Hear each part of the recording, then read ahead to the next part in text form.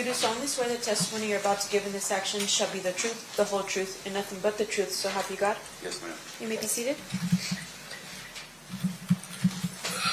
May I please have you state and spell your first and last name for the record? Yo. Court start in about 15, 20 minutes. I'm just letting this rock.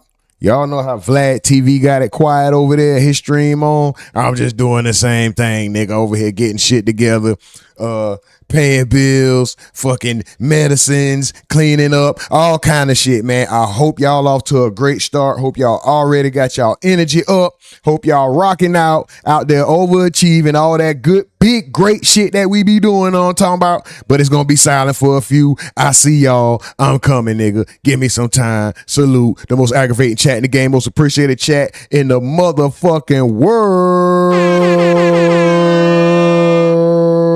Your favorite nigga don't give a fuck about you the way we do, nigga. We're asking where they selling tickets, where we selling tickets. Turned them down, and then a couple, I remember from there, were from Detroit, had a green, they were matching green suit, and the guy offered us $2,500 each for our tickets, and we didn't pass. The echo is in your ear canal, nigga. I guess you didn't miss much, right? Only a minute 30-second fight. So. Yes, sir. And that's what we talked about on the way coming down. It might be another quick fight. Yeah. In the lobby area while you were watching people, did you see somebody? Nah, y'all do y'all thing. Y'all do y'all thing. Shout out. Hold on, let me shout out everybody who all in this bitch. Hold on. Let me shout y'all out real quick. I need a few minutes, y'all. And then was that before the fight? Ma James, I see you. Nurse Lady T, I see you. Shada Sag, I see you. Hunt, I see you. Recognize him. Where we at? Slim John? Who? Slim John? What up with it? Briefly, yes. Shout out to y'all, man. Keep this shit rocking. Y'all stay lit. Stay out there overachieving and accomplishing, man. I need a few minutes of silence, y'all. A couple people that work for Death. God damn it, y'all ain't even hear the shout outs. I had these niggas' name. I had this motherfucking audio playing that we heard 5 times already. I said, shout out Ma Jane, shout out Nurse Lady T, shout out Slim John. Who? Slim John. Shout out Say the Sag. Shout out Hunt. Shout out your goddamn self, motherfucker. Let's go. Vegas on September 7th, 1996. You sell your tickets for a pretty good amount. What do you do afterwards? Continue people watching. Then I guess once the fight started, people were still, hanging out, and we decided to go back across the street to our hotel, and we took our money and went to the crab tables. And by the hotel, you're talking about the Monte Carlo? Yes, sir. And then at some point, do you decide to leave the Monte Carlo? Yeah, after a couple hours of being there, I got hungry, and I wanted to. I called California Pizza Kitchen to place an order, and they told me it would be like 20-30 minutes. And appreciate it. Update on the audio. I don't know what time it is where y'all at, but it's 4:20 a.m. or p.m. It's 4:20 right now. I ain't gonna lie, y'all. And once they brought it up, I drove out and went to the strip, went to the Las Vegas Boulevard. And you had said you were driving a Suburban? Yes, sir.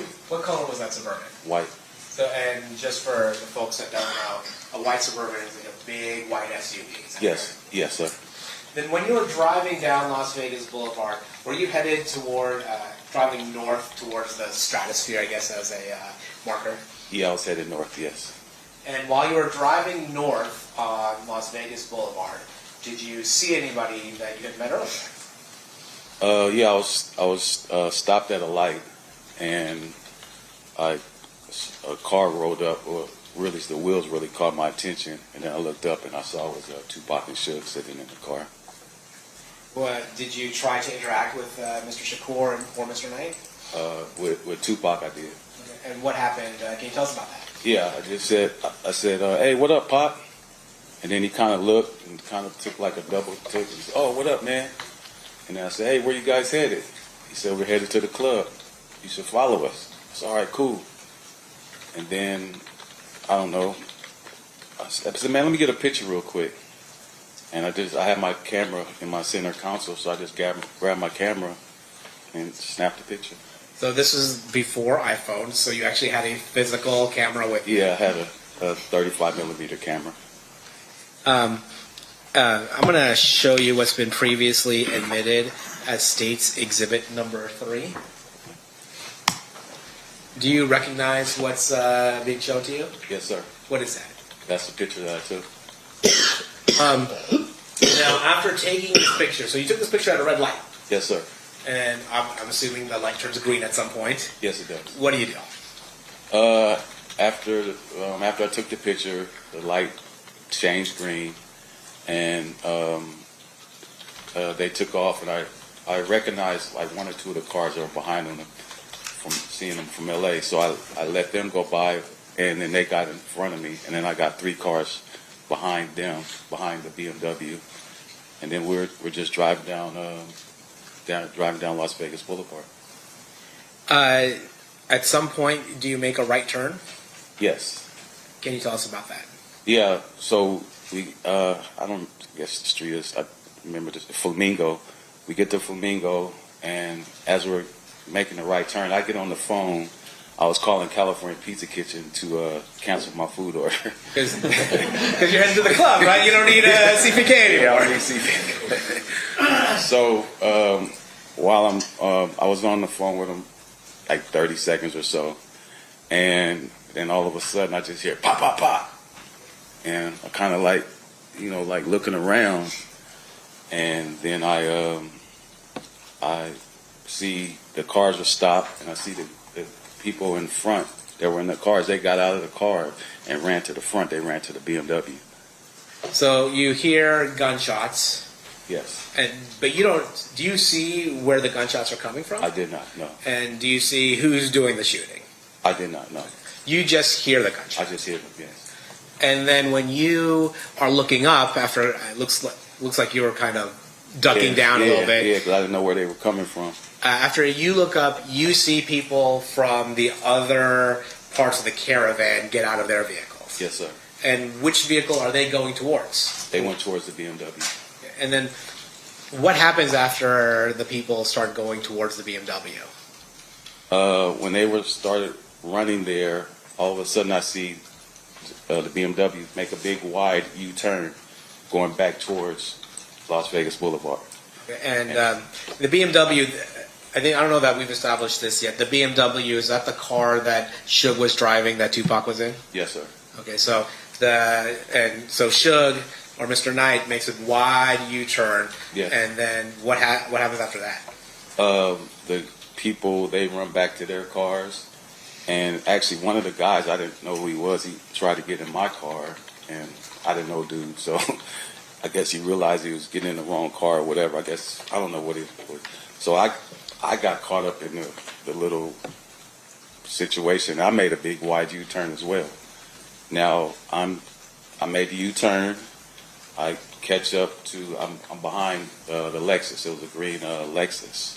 So I'm behind him, and then we see Suge make the wide left turn back onto the strip, and he went up on the curb and came back down, and then we all went through the intersection.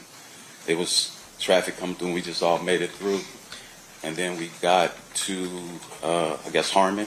We got back to Harmon, and Suge makes another left turn, and now it's like cross traffic. He couldn't get through. And by this time, now we see the bicycle cops. There's a bicycle cop rolls up, and Suge is kind of like, stop here. This is Las Vegas. This is the street he turns on. So he's just stopped. And then the cop drops his bike, and I started to get out, and then I got back in once I saw the cops or whatever. And then what happened? So, so you're in the middle of Harmon in Las Vegas? Yes, sir. And Mr. Knight's car has just stopped at this point. Yes. And you stop as well. Yes. Are there any other cars that stop along with Mr. Knight's car? Yeah, I'm stopped behind the green Lexus. Okay, so I'm literally right behind him in the turning lane. So there's the BMW that Mr. Knight's driving. Yes. You have a green Lexus. and you have your white White Suburban. Suburban that you're aware of. And then you said you were going to get out of your car, you see bike cops, and then you Yeah. decide to stay in your car. Got back in, yes.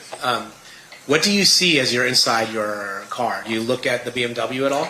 I look at it, and then I see, like I said, the bicycle cop rolled up, and then he drops his bike, and then I see Suge getting out the car, and now the officer is yelling commands to him, get down, lay down, and you hear Suge saying, my man, pocket shot, we need help, pocket shot.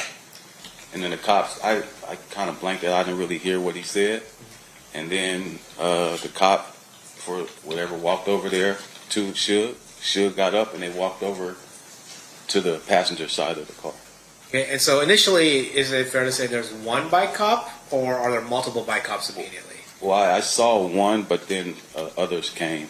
Okay, so one immediately. I saw one immediately. Okay, so the one immediately shows up, and then other bike cops show up afterwards. Yes, okay. sir. And then the one bike cop, he's the one that's talking to Mr. Knight, and then at some point do they go over to the passenger side and deal with Mr. Shakur? Yes. Can you tell us about that? Well, at that time, when that occurred, a police officer rolled up in a vehicle. He ran up and pulled a gun on me and ordered me out of the car. He opened my door and then threw me down, snatched me out of the car and threw me down on the ground. Now I'm like prone down on the ground. I'm in the direction I'm facing. I could see what's going on with the with the police and shit. Did the officer give you an explanation as to why he was treating you in such a manner? Yeah, I said, hey, what's going on? He said, we have witnesses saying that you were part of their entourage. Okay.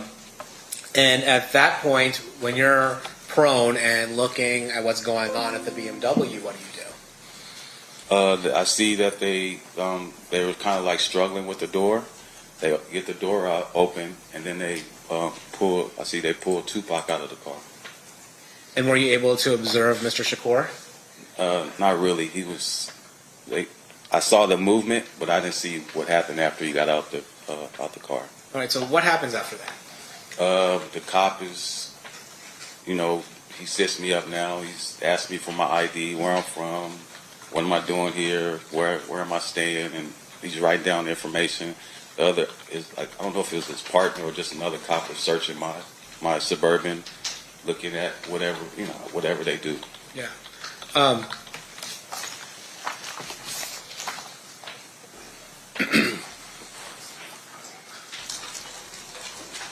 Your Honor, I'm going to approach the witness with state's proposed exhibits 149 and 150. Okay. I'm sorry, Mr. Paul.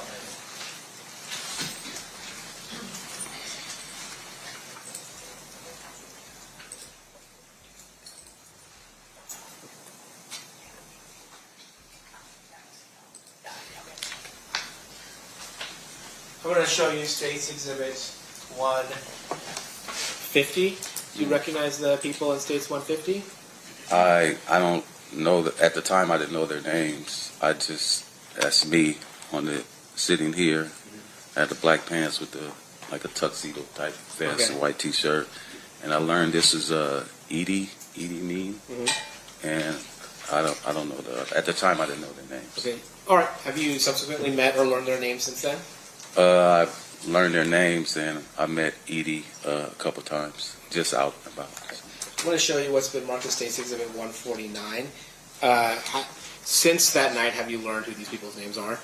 Yes. And does this accurately reflect who their names are?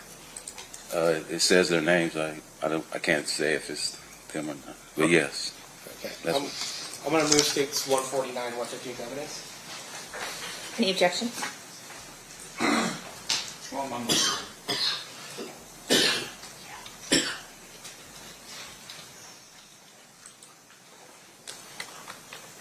At this time, I'm just going to move in 149. No objection to 149. I'm coming, y'all. I see you, Shay, Big Homie, Slim Jones, Unknown, Mod James. Shout out to y'all. I see y'all. Let's go. Can we publish 150? Yeah. All right. Mr. Jefferson, do you have the mouse in front of you right there? To your. Oh, right here. Yeah. Yeah. Okay. Yeah. All right. Can you use the mouse and show us if you see yourself in this? Yeah. This is me right here. And then is there? You said there's somebody next to you that you came to know. Yeah. I learned this was Edie Mean. Okay. Approximately when in this night is this photo taken from? I don't know the exact time, but Like in the sequence of events. I don't need a time, but this is after you get pulled out of your vehicle. no. When is this? When you come back? When I come back, yes. Okay. All right. So then we'll get to that. Yes. So, at some point, are you released from the scene, told you can go? Yes. And where do you go? I go back to my hotel. And what do you do at the hotel? I go back to the craft table where my buddy was, and I'm talking to him, telling him what's going on, and I'm sure it's a hell of a story you're telling me, right? yeah. And then, what does anything happen that draws you back to the scene? Yeah, well, while I was there, I guess I was there maybe 15, 20 minutes or so, and while I'm standing there talking to him,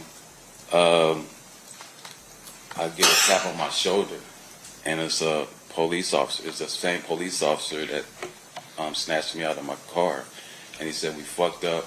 The detectives want you back at the scene, so we need to get you back at the scene." And had you at the scene told police officers where you were staying? Yes, I did. Now, when you get back to the scene, how does that happen? Excuse me. The officer said that we see your Suburban still outside. We need your Suburban back on the scene, and we need you as well. He said, "Okay, well, I'll drive it back." He said, "No, my partner will drive your Suburban back, and you'll ride in the car with me." Now, where did you sit in the car riding back? I sat in the front seat. Okay, so you're sitting in the front seat of a police vehicle? Yes, sir. And then another officer is driving your Suburban back? Yes. At some point, do they become aware that you actually took a photo of Mr. Shakur and Mr. Knight just minutes before the shooting? Yes. And how does that happen? Well, once I got back to the scene, the officer said a detective will come and talk to you. So I sat in the car 20, 30 minutes or so. And then a detective came over, talked to me, introduced himself to me. And he just asked me, what happened, describe what happened.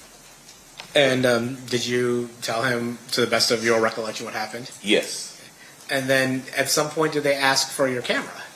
Yeah, well, I told him that I was in the intersection. I took a picture, and then he got, "Oh, really?"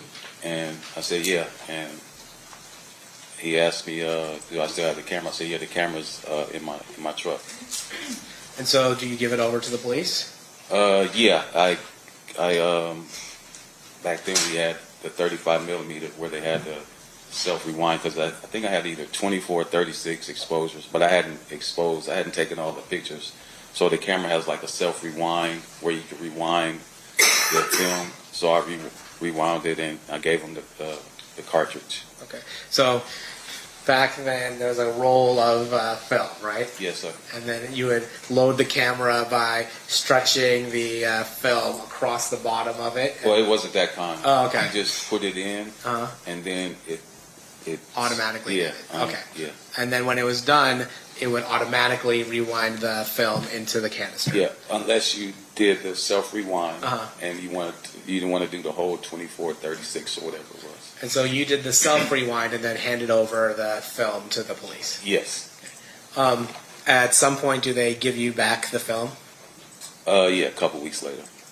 And then do you develop that film? Yes. And it's at that point that you realize, oh, I have this photo. Yes. Since that time, obviously, that photo had become pretty famous. Is that fair to say? Yeah. Yes, it has. And as a result of it being associated with this case and the night of this particular murder, has there been some accusations of a conspiracy theory of you somehow staging this scene? Oh yeah. Sure. Yes. And can you tell us a little bit about that? Well, I mean, the internet does what it does. People, it was set up. It was a movie scene. Yeah. That you had staged Yeah. this scene. Yeah, I staged it. I currently work in the movie industry as a picture car coordinator, so they put that all together. Let me ask you this, sir. Did you stage the scene? I did not. Nothing further. Thank you, Mr. Colal. Cross-examination, Mr. Sant. Thank you, Your Honor. Mr. Jefferson, are you aware that the picture that you took ended up on the cover of a book written by Kathy Scott? Yes. Did you allow for permission for that to happen? Yeah, she licensed it through my agency. I see. And with regard to that picture, I'm assuming at some point that you were able to sell the rights to that picture to people who needed to use that picture in furtherance of whatever project they had. Yeah, the agency that represented it, they did. They licensed it to different. And then with regards to the night, so your testimony is you're coming out of the Monte Carlo, you're on Las Vegas Boulevard, and you see Suge's BMW on Las Vegas Boulevard. Is that right? I didn't see it when I first got there. Yeah. It pulled up next to me. All right. So if I could just show you State's Exhibit number 1. I have it. That one.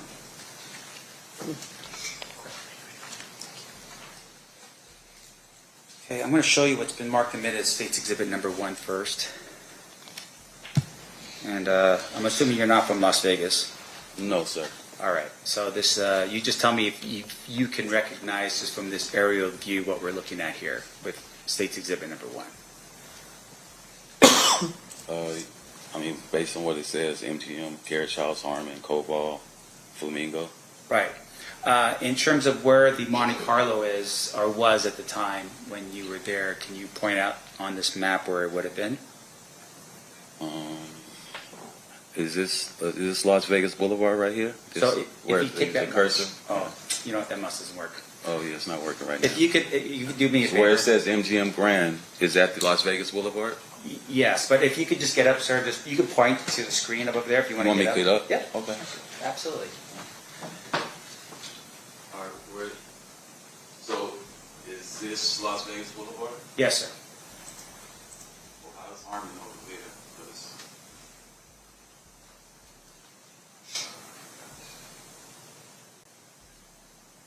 Let me ask you this question real quick. I can't tell where Las Vegas Boulevard is. Sorry.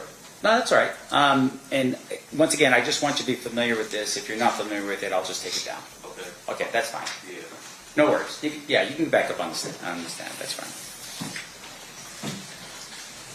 And fair to say, of course, we're talking 30 years, and you're not from here, so it would be very difficult for you to remember that kind of stuff, right? Remember what? Details about, on an aerial map where Las Vegas Boulevard is, maybe where Well, if Tropicana. I could, if I had a actual map that showed where the street is, because it said Harmon Right. on one area. If you could put it back up, that would. Sure. You want to jump back down and? No, I could do it from right now. Well, it says Harmon, so Harmon. Oh, okay, I see. So the red dot is Harmon in Las Vegas. Yes, sir. Okay, yes, that's where I took the picture at. Okay. Yes, gotcha. All right, and that's where the cars eventually ended up anyhow on the way back. Yes. Okay. Now we see on State's Exhibit number 1, you have this Flamingo and this right here. Yes. Any reason to dispute that that's Flamingo? No. Okay. From what it says, Flamingo. Sure. Got to follow what the map says, you know what I'm saying? So let me ask you this. So I'm going to scroll in here real quick. You said you see them over off of Harmon, meaning Suge and Tupac over on Harmon and Las Vegas Boulevard. Here and on that's Las Vegas Boulevard. in the beginning. Yes, sir. And that's where you took the picture of Tupac and Suge. Yes, sir. And you're doing it from your Suburban. Yes. And then at some point they're saying, "Hey, come with us to the club." And I'm assuming at that point, you tell me if I'm wrong, you didn't know where 662 was. I did not. All right, so you're just following the procession. Just following. Yes. So at some point, you Suge's in vehicle number 1. There's 2 other vehicles behind it, and then you slip in as vehicle number, I guess, 4 in the line or 3 behind I Suge. think it was 3 cars back. Okay, behind Suge's vehicle. Yes, sir. Okay. And then you are driving down to this particular point, and you're going down Las Vegas Boulevard, heading north, as you said before. Yes. And then you make a right-hand turn on Flamingo. Yes. And then you head down. Now, I just want to be very clear. When you get to that intersection, which would be the intersection where everyone stops, it was a red light. Yeah, I didn't make it all the way to the intersection to Koval. I didn't make it all the way there Why not? because I was back and I don't know, like I said, like three cars back. So I didn't make it all the way to the intersection. The intersection. Yes. Okay. When I made the U-turn, I was in the middle of between Koval and Las Vegas. So how did you make your U-turn? You just I made a big wide U-turn. I was in the second lane. okay. We were in the second lane, and I made the U-turn into the, I guess, third lane and went back over in the other direction. I see. Now, when you make that turn, you come back over, you make a left back on, you're following Trick's vehicle all the way through. Yes, sir. Are you still number 3 or number 4 in the procession? I think I was like number 2. Oh, I was behind the green Lexus. Okay. And then when you get to this intersection, that's That's Harmon. that's Harmon right there. So Yes. that's when you stop your vehicle, you get out of your vehicle at that point. Where they pulled me out the vehicle. Yeah. Oh, yeah. They pull you out of the vehicle. And fair to say, there's a lot of confusion going on that night. From who? I would imagine with police officers, they arrive on scene, they don't know what's going on or who's who, right? Oh yeah, yes. Yeah. But that night, can you describe for us the traffic when you were stopped? I mean, were there cars on the road? Were there people on the sidewalks? Anything like Yeah, that? there was traffic. It was like, I guess you would say, a medium traffic. And people on the streets? Yes. All right. Now, when you first arrived and you had seen Suge and Tupac, can you describe for us a little bit about, I mean, they're in the vehicle and you recognize the vehicle, right? Because I didn't know the vehicle, no. Oh, did you see Suge and Tupac in the vehicle? That's what I saw. The wheels is what caught my attention. The wheels. And then I looked back and I saw Tupac and shit. Okay. And were people running up to the car? No. And so when you ran up, Tupac, was he hanging out of the window? Was he sitting in his chair? He was sitting in his seat. Okay. And when you have that conversation with him, of course, you're having a conversation, and it's not like, I mean, you're not hearing people screaming out Tupac's name or anything like that. No. That particular point. No. Now, in addition to that, you said that that when you were summoned back to the area by the police, they told you to take your vehicle and actually put it back into the area No. that it was before? No. No. They just drive over to the area in your They, suburb. yeah, the officer drove it back. I see. He didn't put it back where it was. Do you know any reason why they would have just driven your vehicle back? They did drive it back. I know, but why did they? You know? Oh, no, I don't know. Okay. I don't know. And when you were there, you had made mention that your film was taken. You had given your film over to Metro, To the detective. and when you got it back, it still was not developed. It was in strips. Ah, I see. So they had developed it. They and it was developed it, yes. Gotcha. So what you had was the negative, Yes, sir. and then you printed from the negative. I took it to a photo, a 1 hour photo, and they developed it. Okay. Sir, I have no further questions. Thank you. Anything further, Mr. Palal? Nope. Ladies and gentlemen of the jury, any questions for this witness? Okay, we have one.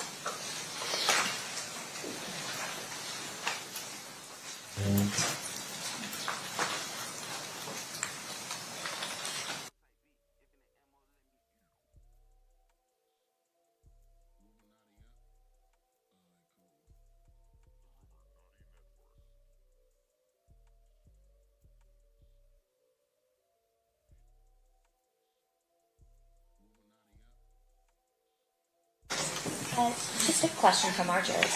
Can you recall the name of the detective who introduced himself to you the night when you arrived back on the scene? Kevin Manning. Okay. Any follow-up based on that state? Nothing from the state. Defense? Hang on. All right. Thank you so much for being with us, Mr. Jefferson. You are free to go. Have a good day. Thank you.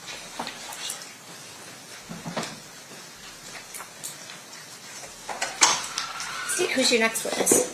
Mario Diaz.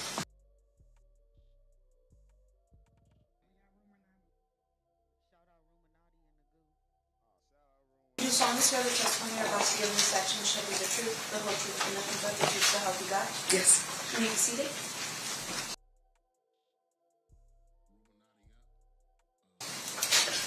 May I please have you state and spell your first and last?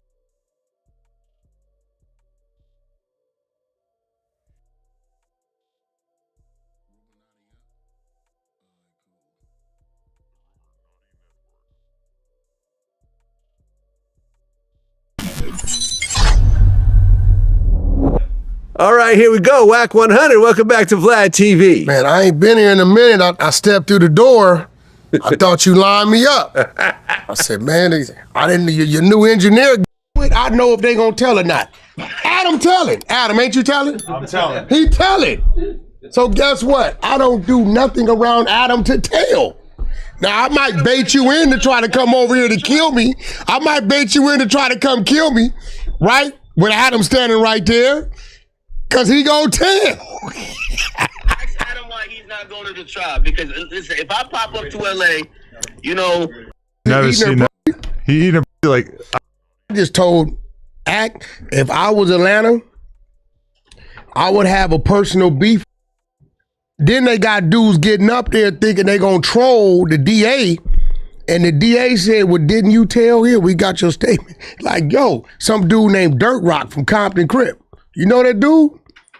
He from, I guess he from their neighborhood. Like, but the level of look, the motherfucker Keefe D said. They said, "Well, where's D-Mac? I can go find and locate him. Where you want me to put him?" Bro, the level of telling and the people he's telling on, he's telling on the people that we all know that you never hear about. He's telling, but he's been doing it. This is why I've been saying. But how does that even like benefit him? It would benefit him to make a deal behind the scenes to get time knocked off or to get a good deal because he's turning in a bunch of people. Why is he just naming and shaming them in court? He got caught with a gallon of PCP and 2 keys of cocaine. That's life. Recently? No, back then. Oh, but that he beat that, right? No, like, he told to get away. Yeah. He told. A gallon of PCP sounds amazing, by the way. Bro, amazing. That's a large percentage. Amazing? Well, nigga, man, listen. Jadakiss, I'm about to get a gallon of water. I really thought he was getting a gallon of water. What? I know. You didn't know what water was? It was a long time. I was like in high school. But your white boys, y'all probably, PCP is a black drug. Oh, that's good to know. Okay. No, listen, nobody could claim the manufacturing of PCP but brothers. Really? That's a fact. How do you make it? I mean, I don't know how to make it. I'll watch a doc tonight. R&B laughing like that's what they do together. This all I'm gonna tell you. This all I'm gonna tell you. Anybody black you see with a bunch of pink burn marks was cooking PCP. You think that's what's on Mimo 600's face? It blew up. Oh. It explodes. I was just kidding. Shout out to Mimo. I had to do that. Nah, but damn, yeah. All right, so let's not do PCP. That's number one. So basically, what's your prediction? Keefe D's going down for the shit or nah?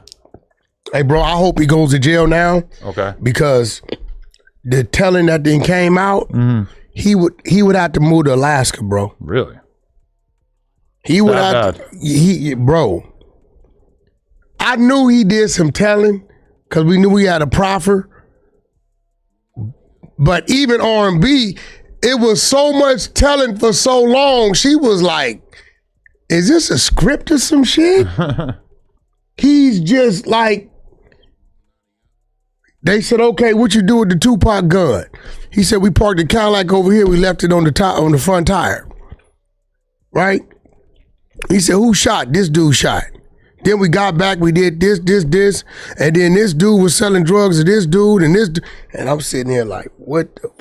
He trying to fry Puffy, but Puffy never dealt with him direct. See, I heard that one, that he's out here basically saying that, was he the one who said it or somebody else said that Diddy put money up? He said Diddy's supposed to give him $1 million.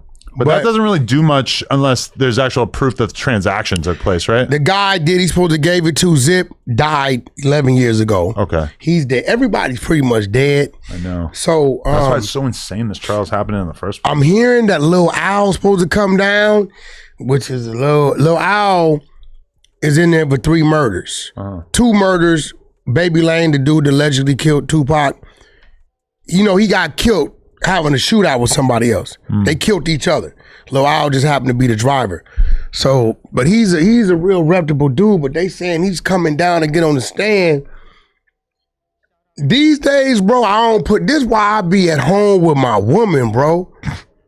Because she got something to lose if I lose. And over the years, I've come to realize she crazier than me. She's crazier than you? Yeah, it ain't her fault. I haven't seen a lot of examples of that. That's how you know. She seems like she's got a pretty decent bill of health. Motherfucker look at me and think I'm crazy. See? Oh. There it go. She with the bullshit. Yeah. You know what I'm saying? All right, here we go. Whack 100. Welcome back to Vlad TV. Man, I ain't been here in thinking California. He like, no, I'm in prison in Nevada. He like, I need a TV. 18 months for the assault. In the state, right? They stopped his trial, sent him to prison to do the time for the assault, and then now they sending him back to continue the trial. Usually that's just something that gets stacked on top of which initially. He called me like, man, where you at? High Desert. You know, I hear High Desert, I'm thinking California. He like, no, I'm in prison in Nevada. He like, I need a TV. Could you send me $350 for a TV? I said, you know what, Keefe D, last time I asked you to send me something, and you know what I asked you to send me? You BS'd. So now we even. We can jumpstart. So now the next time you ask me, then it's all right. So do you think that once he gets convicted, because I think he'll get convicted, right? That's just my, educated guess at this point. And he gets to wherever he's going to be at in state prison, that he's going to have problems with some Tupac fans and so forth. I mean, he's an older dude. I don't think Tupac fans are like in prison, like on that like that. You get what I'm saying? I don't believe, people are tripping who killed Tupac because people understand what Tupac did. You get what I'm saying? You kicked it off. You know what I mean? Yeah. Keefe being an older dude and, he gonna be in Nevada, so they got the California card. You know what I mean? I think he'll have more problems with it being exposed that he did some prior cooperating. Right, that came out too. You know what I'm saying? I think he'll have more problems there than the Tupac thing. So you think he'll be labeled a snitch in prison? Definitely. So does that mean they'll put him in PC? That means he'll have an option, and I think the first time he has a situation behind that, then yeah, that's where he's going. He's 63. Keefe, if I can recall, I think he has cancer. He had cancer. He may have beaten it, but he is overweight, not in the best of shape. Yeah, they're not going to risk that. But I don't think a lot of the youngsters, like, you hear Lil Yachty, they're like, who are these people? So the youngsters not tripping it now. You know what I mean? He'd have been in there for doing something for NBA Youngboy, he might have a problem. You know what I'm saying? But Tupac, man, those are people that's born in the 70s. True. That's tripping that, and if they're in prison, they're trying to do the same thing Keefe D trying to do. Hold on. Get out one day. Yeah, bro, you go to prison with a fresh joke in your 60s? Anything sounds like too much. I was doing Suge's calculation because his new fake girlfriend called in the other day, Australian chick. I don't know if you might have heard the snippet on my. No, I haven't heard. You didn't hear it? What is it? Where she cussed him out? Oh, okay, we'll go ahead and play it. Yeah. You a motherfucking liar. You said what? You a motherfucking liar. Dad was right. Only thing you trying to do is get your name out there. So you jump. I'm gonna get my name out there when I'm the one with the motion. I moved out here for you. You've been lying to me this whole fucking time. Yeah, I got my own motion. What I got my own motion. Okay, so why you missing my name then? At all? Why would I? Because I had your back with her. You told me you don't know this girl. You said you don't know this girl. You said you don't know this girl. I told you if you keep posting you, it's KD. You told me you don't know her. You said you don't know KD. I don't know that bitch. Okay, so I told you, she posts you again, I'm going to listen. Fuck you and leave me the fuck alone. You understand me? You might want to interview her. She's from Australia. Okay. And she moved out to Atlanta. And Suge convinced her to move to San Diego. He was going to get her a spot and pay it up a year. She got there. That didn't happen. She ended up sleeping in her best friend's son's room. Okay. And then she went and got a few gigs. She tattooed Suge's name on her in red. And Suge told her this what did it. He said, yeah, Wack. He was going to help me with my music career. I said, let me guess. He gave you a Tupac song. She said, how did you know? I said, let me guess. Was the song 18 years old? How in the hell did you know this, Wack? He gives the song out to everybody. I said he gives it out to everybody. And the next day, she got on the phone with him and went ballistic. Wow. Shout out to SKG. She set the whole play up. And, it's just, I don't know, man. Like, Vlad, I'm amazed on how some people are still working in the pocket. Like, to me, I'm looking at the young lady, beautiful lady, right? And I'm telling myself, how the hell did you go for this? You know, it was different. I'm gonna send you pictures of her and all that. And she's an artist, but yeah, man, I just I don't know, man. I don't know. Social media, this camera, is a different animal. So, Keefe's going to trial, and you think he'll be found guilty? Yeah, I think. So, if he's turning down a 10 to 25, what do you think he'll get in the verdict? Life. Life. I think he's turning down to 10 to 25 because if he take the deal, he don't have an appeal. Right. So in his head, if I take this 10 to 25, that means 70 or 80 or 85 years old. Because out there, you got to do the minimum, the bottom number, before you go in front of a board. In California, if you're not a lifer, they give you a date. And you know when you're coming home. There, you can come home your 10th year, 15th, 18th, anything, we're between 10 and 25. So in his mind, if they give me life, at least I think I can get back down an appeal in 5 years and try to win. I don't think he's acknowledging the fact that he's said enough to where they can convict him of conspiracy. Accessory to, because he's saying he passed a weapon. He's saying, I'm there.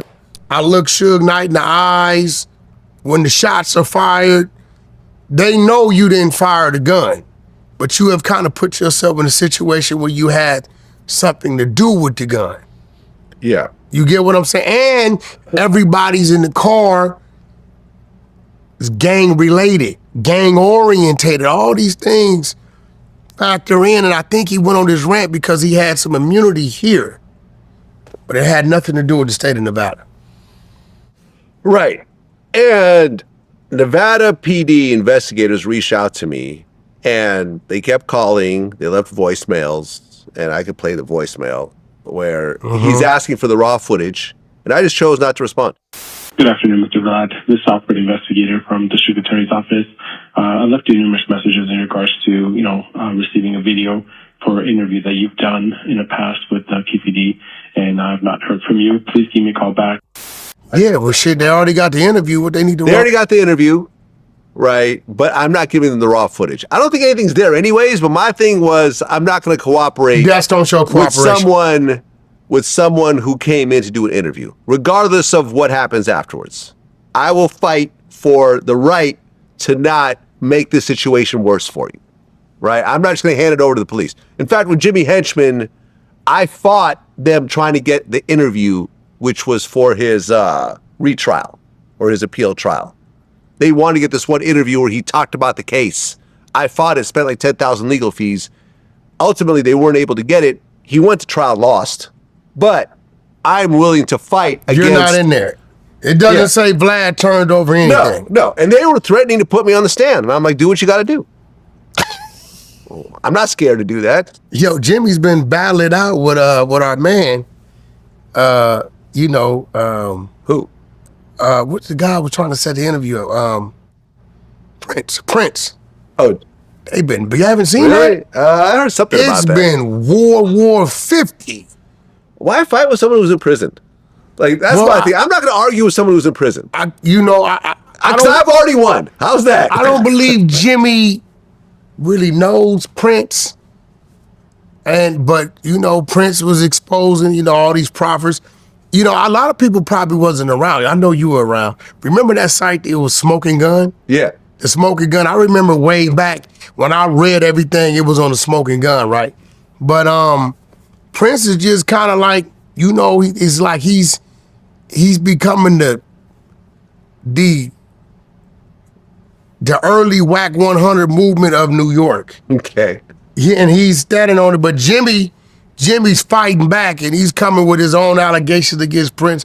But nothing has really panned out and checked out. But they've been going at it, and they asked him why don't he respond to 50 Cent, and he said because he has an appeal in, and 50 Cent plays different. So he don't want. You still grew up in LA. I don't think he's lying yet.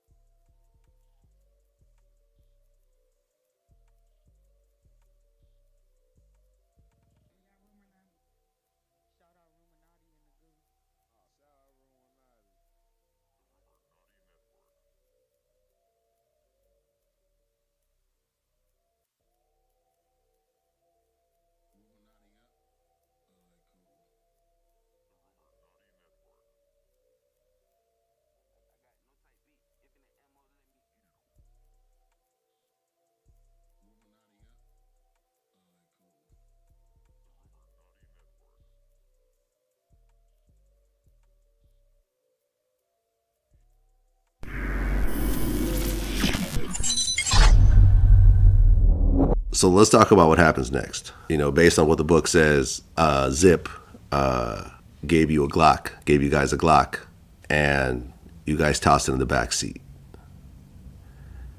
And Bubble Up was a driver, and Baby Lane and Freaky were in the back seat. We was just all in the car together. Just say that. This was the white Cadillac. Yeah. Okay. So you guys are driving around, and then you hear these girls say, "Tupac, Tupac." No, we coming up, what's the name? What's that, Flamingo? Yeah, I think that's Flamingo. We was coming up Flamingo and got to the light.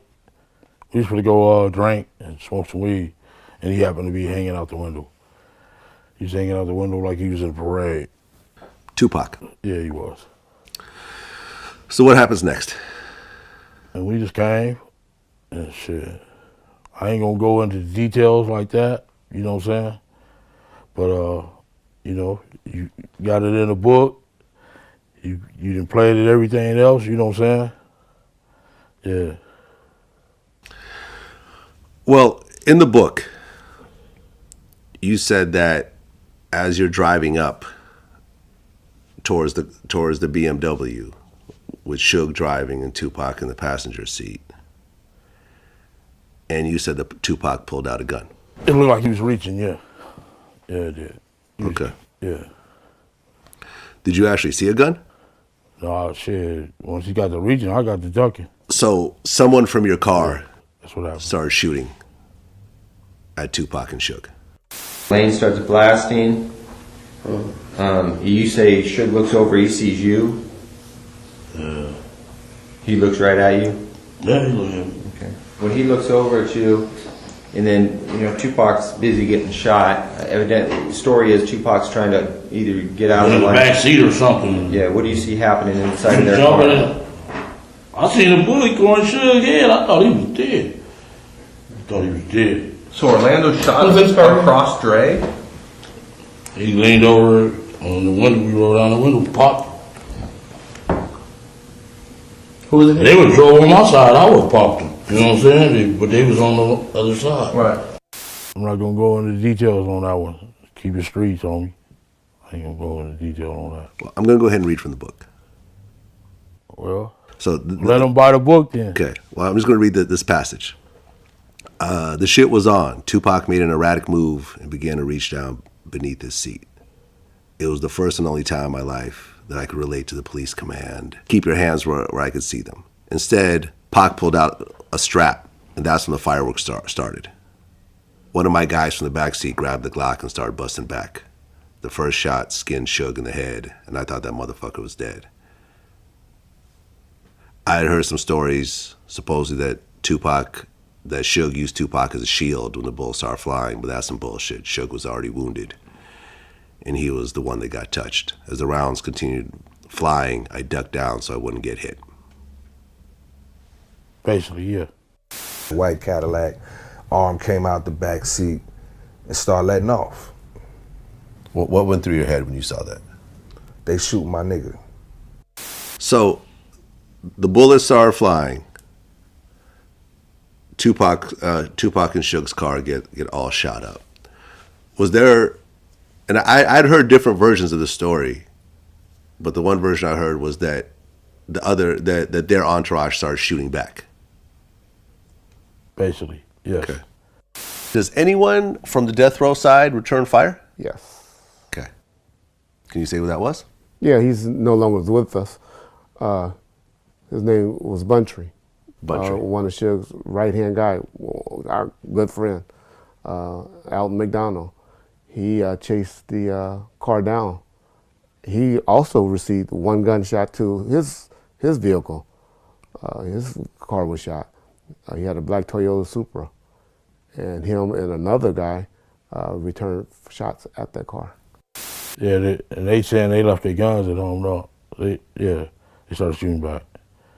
Then some chicks was in the sea breeze, started following a white sea breeze, ragtop sea breeze. Why were the girls following you guys? I don't know. Okay. That's crazy. But I guess their window got shot out. Front windshield, yeah. Yeah. And they stopped following you at that point. Exactly.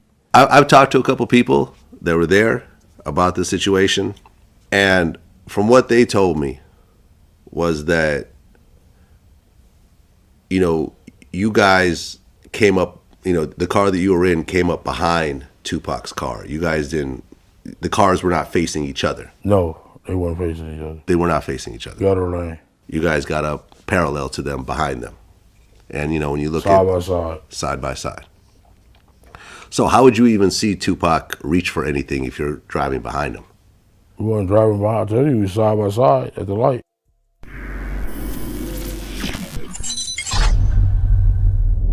So you guys ended up going back to the hotel together afterwards. Yeah. Someone actually suggested that y'all pour out a little bit of liquor for Tupac. No, I wouldn't. Pour out a little liquor for us. Pour it down our throat. I'm going to read from the book. Okay. We made it back to the hotel. We popped our bottles and partied like it was any other night. Of course, someone suggested that we pour out a little for Tupac, which we did, and smoked our weed like we had planned to in the first place. Yeah. Yeah, well, I just made the book excited, homie. We ain't putting out no liquor for him. You guys didn't. I'm going to read for the book. Okay. We made it back to the hotel. We popped our bottles and partied like it was any other night. Of course, someone suggested that we pour out a little for Tupac, which we did, and smoked our weed like we had planned to in the first place. Yeah. Yeah, well, I just made the book excited, homie. We ain't putting out no liquor for him. So if a small detail like that was used to make the book exciting, what else could he use to say? What else could he say? Oh, we just used that to make the book exciting. This is why I say I don't know if it's necessarily in the bag or not. I see y'all in the chat though. Run it up. They about to start soon. When they proceed, you know, we're going to be all the way quiet, even though we've been keeping it quiet this morning. Y'all ain't here for me. Y'all here for the case. I understand. Salute though. Let's go. You guys didn't pour out any liquor for Tupac. I just, that was a suggestion, but I ain't pouring out no liquor for him. That was a suggestion of one of the homies, yeah. Okay. So, you guys leave Vegas, the next day? Yeah. Left the next day, that Monday. Well, you said that you guys went and stashed the gun, I guess, on one of the wheels in the Cadillac, but when you came back, the gun was gone. Yeah. You guys drove back in that white Cadillac back to L.A. No, I didn't drive back to Compton, no? No, I didn't drive it back. Okay, well, somebody drove. One of the homies drove the Cadillac. Okay, I got it. And then you guys went and got the Cadillac repainted, I guess? Yeah, you got it painted white, turned it back in. Okay, and it was a rental? Yeah. And then you said, you told Baby Lane, don't tell nobody what happened, not even your mama. Don't say a motherfucking thing. Nobody. If anyone asked what happened, nothing. Yeah. Told the whole car that. We came back Sunday. That Monday, we was all sitting in our neighborhood. Reggie Sr., the captain of the Compton Police, comes up, run the stop sign. I guess he had just finished debriefing his soldiers at the Compton PD. He run our stop sign on my street, came up, jumped out of his car. Good morning, everyone. Hey, You can all be motherfucker. seated. We're on record in State versus Davis, C377407. Welcome back, everybody. Anything we need to address outside the presence? All right, here we go, y'all. Stay locked in. Keep running the chats up. Soon as we get recessed, we shouting out the top 10. Let's go. There was some discussion, I believe, that was on recording. That was something that I did not believe should have been included. Some prior bad act that was in the first, I don't know, maybe 5 or 6 minutes of the recording that we listened to on Friday. I did not make an objection to that particular point because I was trying to figure out whether it came in under some motion practice prior, and I don't believe it does. And specifically, what that act is that? Is that Mr. Davis is talking specifically about criminal history, and he had mentioned something along the lines that he was involved in a shooting, and that and it was also because of drugs. We've always known about drugs, that's in his criminal history, but with regards to his reference to a shooting, I think it's highly prejudicial in this case. And I don't know where it's at in there. I was trying to figure out with my people over the weekend where it was exactly, but we don't have this exact recording. Okay. So in my motion regarding the bad acts and regarding essentially all of the evidence that was going to be admitted in this case, there was a caveat that there would be certain things that would be excluded, that could be redacted out. Was this something you were familiar with in your previous listenings, or it just kind of took you by surprise when you heard it this time? Well, we don't have the proposed redacted version of this. There is no redaction done to this whatsoever. There was no request made to redact it, but our motion specifically addressed that his first criminal conviction was a misdemeanor for shooting into the occupied structure. Can I finish with Mr. Samft real quick, Sure. and then I'll turn to you, Mr. DiGiacomo. Mr. Samft, go. You may finish. Oh no, I was listening to Mr. Giacomo. So I mean, to me, to me, the bigger issue is that we have this recording now. I mean, obviously, if there's things in here that is potentially going to be a problem, there would be, at least from the state, some effort to reach out to me and say, hey, here are the things that we think that still falls under the purview of what the court order was in this case. and maybe there's some things in here you want to discuss. I would think that that would have been a discussion prior to the publication of it. I just presumed that what we were hearing up on with this particular witness on Friday was the stuff that we had already heard. The problem is, like I said, there's a reference to a shooting in here, there's a reference to another, I can't remember what the other act is that's in there. But once again, it goes back to the fact that there was some motion practice done on this, and I agree with the court. The other part of the problem is that, you know, we've had reference to the Biggie Smalls murder. The state, in their own motion practice, had indicated that they weren't going to, that the Biggie Smalls murder had nothing to do with the Tupac investigation. And to me, I think with Mr. Dwayne Davis had no involvement in the Biggie Smalls, and we've admonished the jury that there is no indication that he has anything to do with that at this point. But ultimately, the nexus of this investigation was such that they were investigated together, for better or for worse. Right. And I mean, we could sit here and talk words all day with that jury waiting outside, but I think what we're proposing the court to do, what I would propose the court to do, is just have some type of limiting instruction to the jury, in indicating to them you may be hearing other things that are not the focus of this particular investigation of Tupac's murder. Something along those lines. Just a limiting instruction. Sure. Mr. DiGiacomo, do you have an objection to the limiting instruction? No, I actually think before every witness, maybe you just read that Tavares instruction to them each time. So just to remedy what we're talking about now, I'll have Mr. Samp propose a limiting instruction, and then I'll, from here on out, given the party's dual request, I'll read the Tavares instruction, unless it's a witness that has nothing to do with, if it were, for example, the gentleman who'd taken the photo, he wouldn't have anything to do with the bad acts that we wouldn't have to read. But if it were anybody else, anybody, probably law enforcement at this point, I can read it? Yes, Judge, and just so that there's complete candor to the court, we did a motion on his prior shooting. It sounds like to me it's not real clear. We didn't do a motion on his 2015 conviction. I didn't realize until it was rolling and you hear it's actually being spoken that he does reference some police contact in 2015, and I do realize he was convicted of that. I didn't know or recognize that was in there. If the court wants to, since we're past that portion where he talks about it, we can have somebody redact the audio so that the one that goes back to the jury removes the reference to the 2015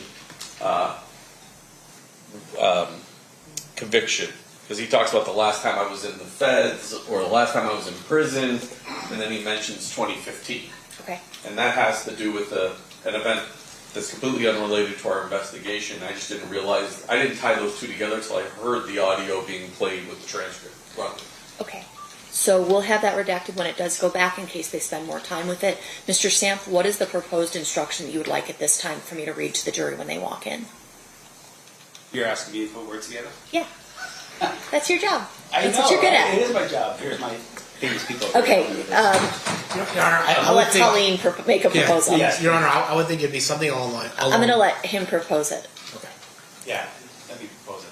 All right, then we can have some discussions about what it actually is. Okay, let him propose it, and then you can object. But I think it's cleaner for the record if he proposes it.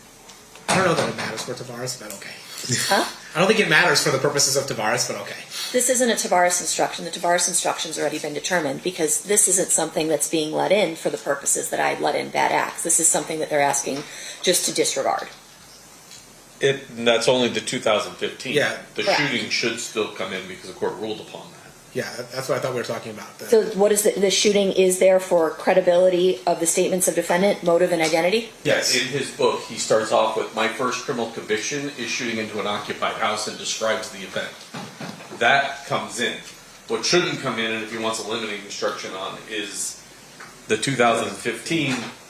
I don't know if they would want a limiting instruction, since we're going to redact the audio before the jury gets it. We'll also redact the transcript before the jury gets it.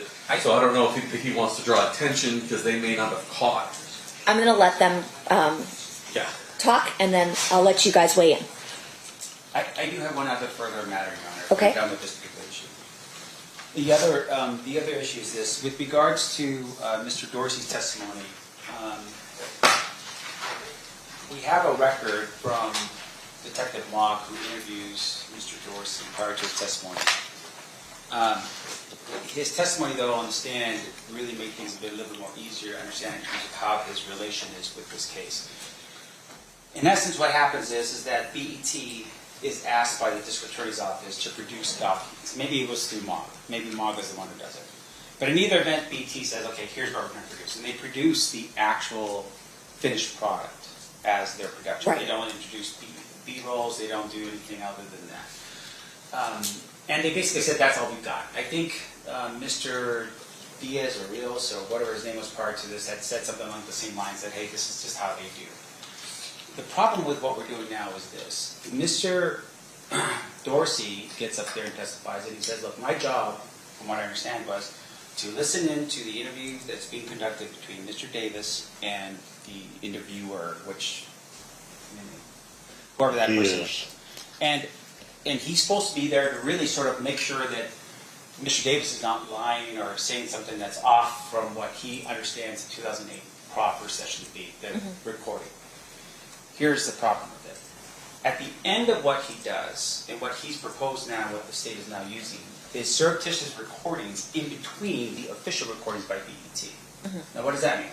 That means that while Mr. Davis is sitting in that room, he's sitting in that room with the interviewer, and at some point he's going to be asking for breaks. He's going to be asking for time to talk to somebody else. Okay. Which we understand to be Wayne Higgins, his attorney. Those conversations are not hot mic conversations. They are conversations between attorney and client, and there is a reasonable expectation of privacy there because of the fact that it's done off camera, because BET does not record it. And on top of it too, that as that's happening, they're talking in a tone, they're not yelling and screaming it out loud, but they're talking in a tone to say, hey, what do we do here, whatever the issues are. I think those parts of this recording that Mr. Dorsey had done, I think those are parts that need to be included from the jury's understanding, because here's the thing. I understand he's not a state actor. I understand that it doesn't fall under this idea of, hey, well, he wasn't ordered by a detective to do that, and Dupree is definitely not a detective at this particular point. However, it is still a crime in California to record someone's conversations that they believe is private. Regardless of if we're in a room and having a conversation, if I'm having a conversation with this individual sitting right next to me and I believe that is private, under California law, that is still illegally obtained material. But ultimately, the remedy for a private actor acting in a nefarious, illegal, whatever you want to call it way, is not exclusion against the state, because the state's not the actor doing that. So that was sort of my comment when it was brought up that way. I think the attorney-client privilege argument is definitely more interesting and is new. Or any final word on that before I turn to Mr. DiGiacomo? Well, I mean, because here's the issue that we have. Right now, what we have is an individual who basically takes his iPhone out, plugs it down on a speaker next to where he's at. He's hiding in a room to avoid detection by Mr. Davis, and he's recording the entire time. You hear other people communicating or having some type of discussion on top of his recording, which means that it's done openly in front of this mic or whatever he's at. He doesn't see a screen or monitor. He doesn't know what is being recorded or not. He just records the whole thing. The concern that I have with it is right now, as we're watching and listening to what's being played by the state, we don't see where exactly it is that they're going to bring in the parts that are not in the transcripts that we have from the recording, that's the official BET offering, versus the stuff that they have that would have the additional thing on top of it, the surreptitious recording by Mr. Dorsey. Okay. State. Two things. Mr. Dorsey had a transcript of his recordings that has been provided to the defense. Okay. And there's a transcript of the official BET recordings, which, if you notice while listening to it, even the BET transcripts does not pick up background conversations or transcribe background conversations between other people when Mr. Diaz is asking questions. Okay. Mr. Dorsey will testify, because I specifically had asked him about the attorney-client thing.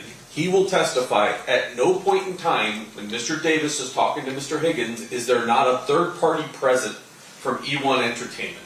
So there is no privileged communication that occurs between Mr. Davis and his attorney. Even at one point, you're going to hear Mr. Davis say, "Hey, hold on.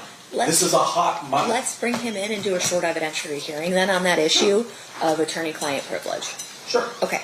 I assume he's not there. We'll have Mr. Dorsey come in real quick. We'll have him resworn, and then we'll just proceed on this limited issue outside the presence, and then ultimately I'll make a determination. I understand it's your proffer that that's what he's going to say, but I'd rather have it fleshed out. That's fine. Bring in Mr. Dorsey. Just Mr. Dorsey, no jurors. No jurors yet.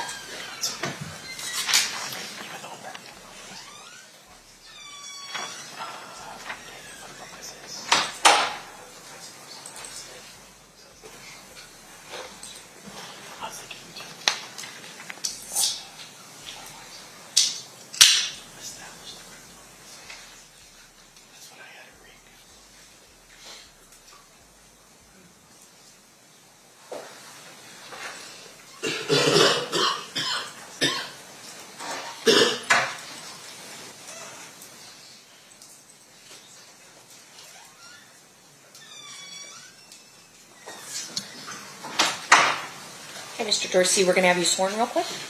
Raise your hand. You do solemnly swear the testimony you're about to give in this action shall be the truth, the whole truth, and nothing but the truth, so help you God? I do. You may be seated. May I have you state and spell your first and last name for the record? Yes, it's Michael Dorsey, Michael Dorsey. All right, thanks for coming back, Mr. Dorsey. I hope you had a good weekend. We just needed to do a quick outside the presence sort of hearing so I can determine the legality of some things that are coming in, okay? Sure. Or not, potentially not coming in. So I'll let Mr. DiGiacomo ask some questions about the issue we brought up. Mr. Dorsey, I know there's times on this recording where you capture conversations that involve the defendant and Wayne Higgins. Yes. During those conversations, were they ever alone in a room having a conversation? Was there always a third party present? I believe they were always in the studio, and there are, I think most of the time you actually hear Mario talking with them. It's like a three-way conversation. So I understand like how privilege works to some extent, and it sounded to me like always he was still in the studio, didn't go outside into a hallway, and again, you can hear Wayne Higgins talking with him. And not just Mario Diaz. Isn't there a number of people to do this production that have to be in that room? Correct. There would have been another producer. There's the sound recordist. There's at least one videographer. There's probably at least a lighting person in there. There's at least a good half dozen people in that room with them. And at one point, does Mr. Davis make some comment about, "Hey, careful, this is a hot mic"? He does, yes. He's kind of whispering, "This is a hot mic." So at no point where you're capturing or recording there's not other people within, and describe the size of the studio. Sure, it's a very small studio. It's probably a quarter the size of this courtroom. So it's a very small room with 4 or 5 people in it where he's having this conversation. That's correct, yes. Nothing further. Mr. Dorsey, where are you when these conversations are taking place? I was in an office down the hall. Okay, and so you had eyes on the studio the entire time? I did not have eyes on the studio, no. Okay. You could hear people speaking as to everything that was being said in there? Yes. And how were you recording again? Remind me. I had a pair of headphones, and I had my phone, and I just hit record. Okay, and so it's essentially the studio audio that you're using. Exactly, the live audio coming right from the studio. Yes. So it's a room. Do you know if the studio has signs that they're recording at all times? Like signage that says something like, "This is a recording studio. You are subject to recording." Things like that. Yes, recording studios typically have the signs up like that. Plus, of course, he would have signed a release, so he knows he's being recorded. Okay, got it.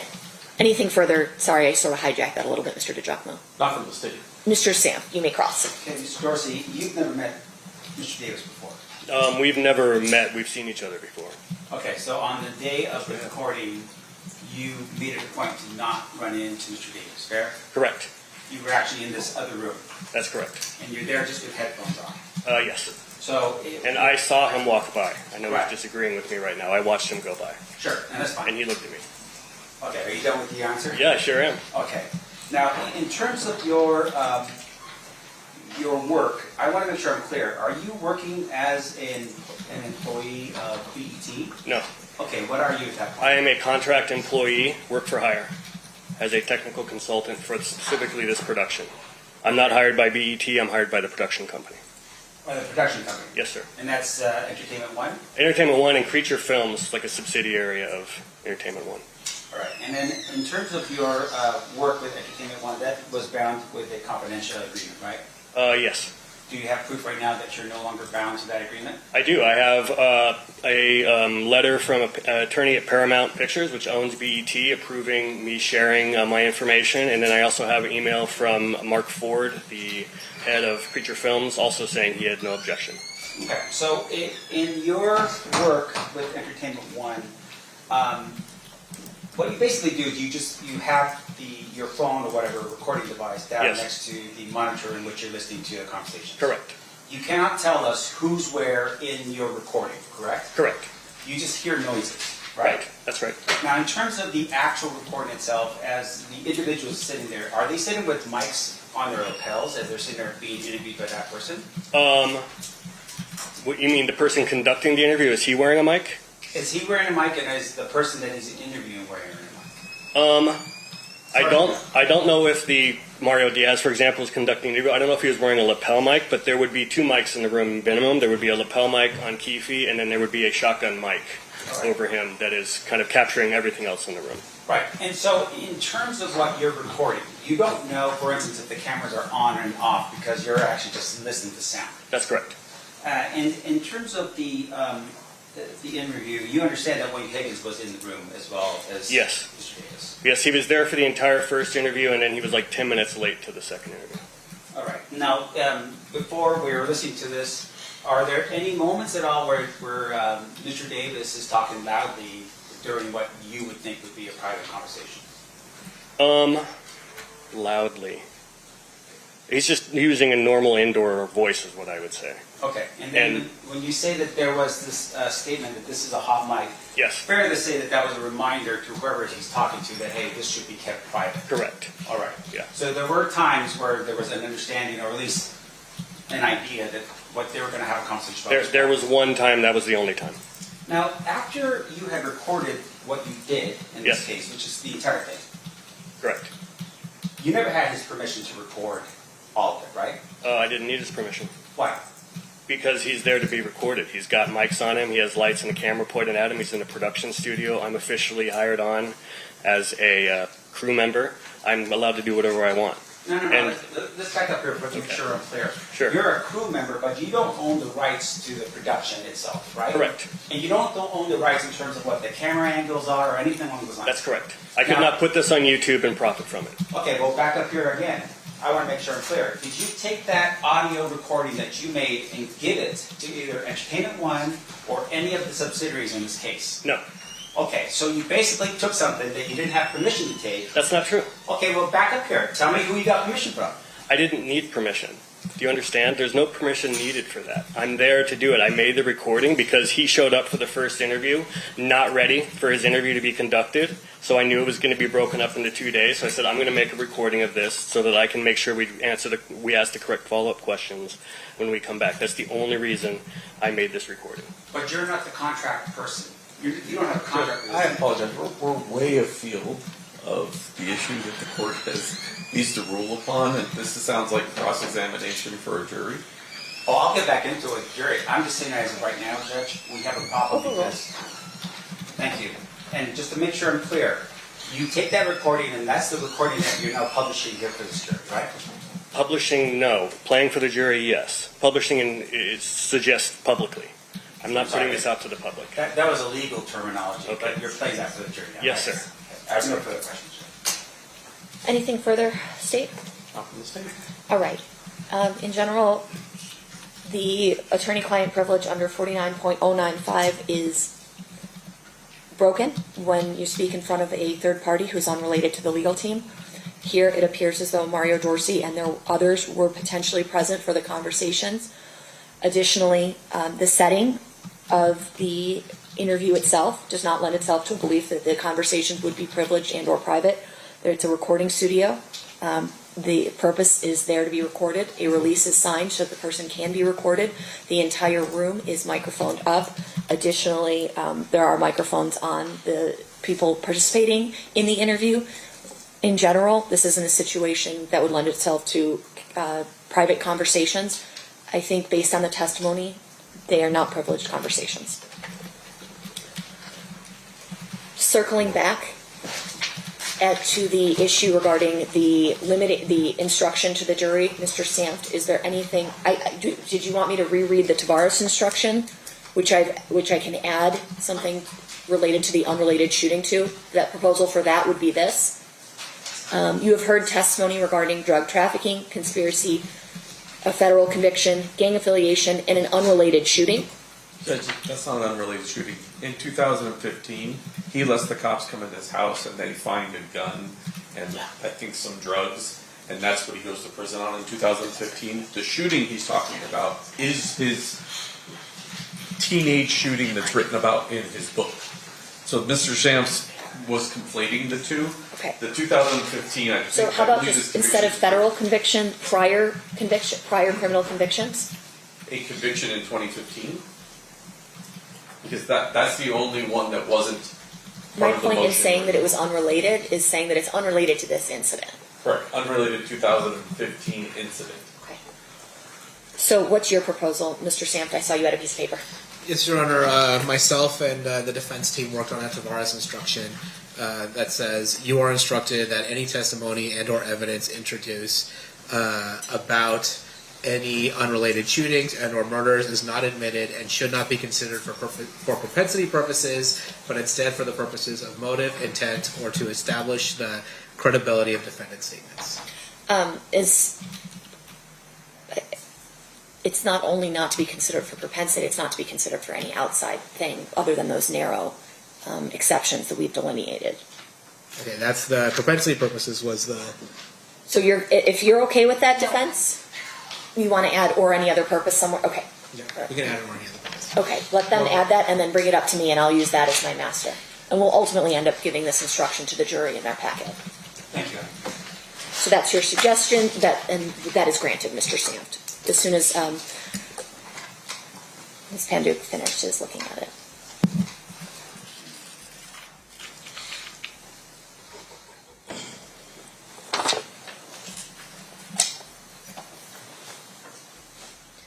Almost there, Mr. Dorsey. Give us a minute. I'm fine. Okay.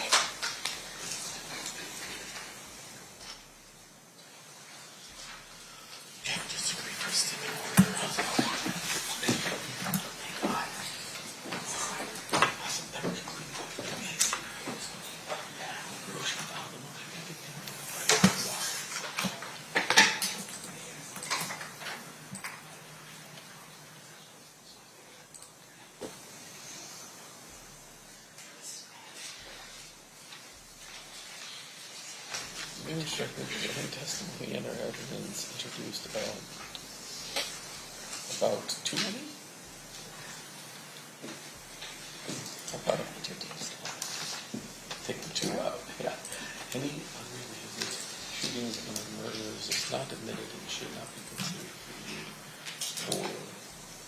considered by you for propensity, other purposes,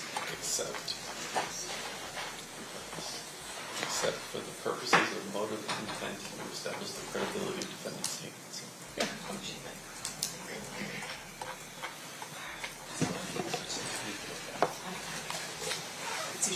Let's see if you can read it, Judge. It's some Banu's, some Colleen's handwriting. God, guys. You should both be doctors here. I know. I'll rewrite it for you. No, it's okay. You sure? I think I got it. Okay. Have a little...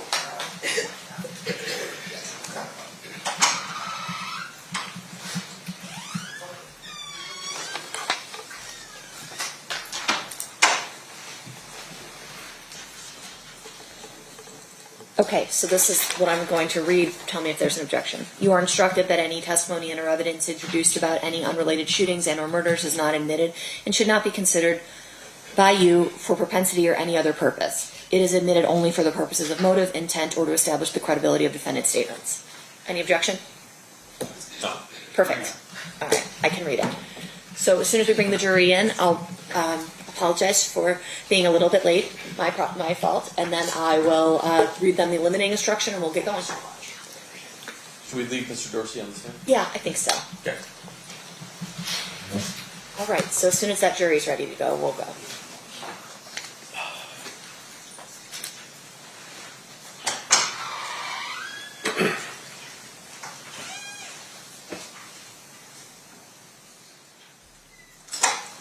Stand for the jury.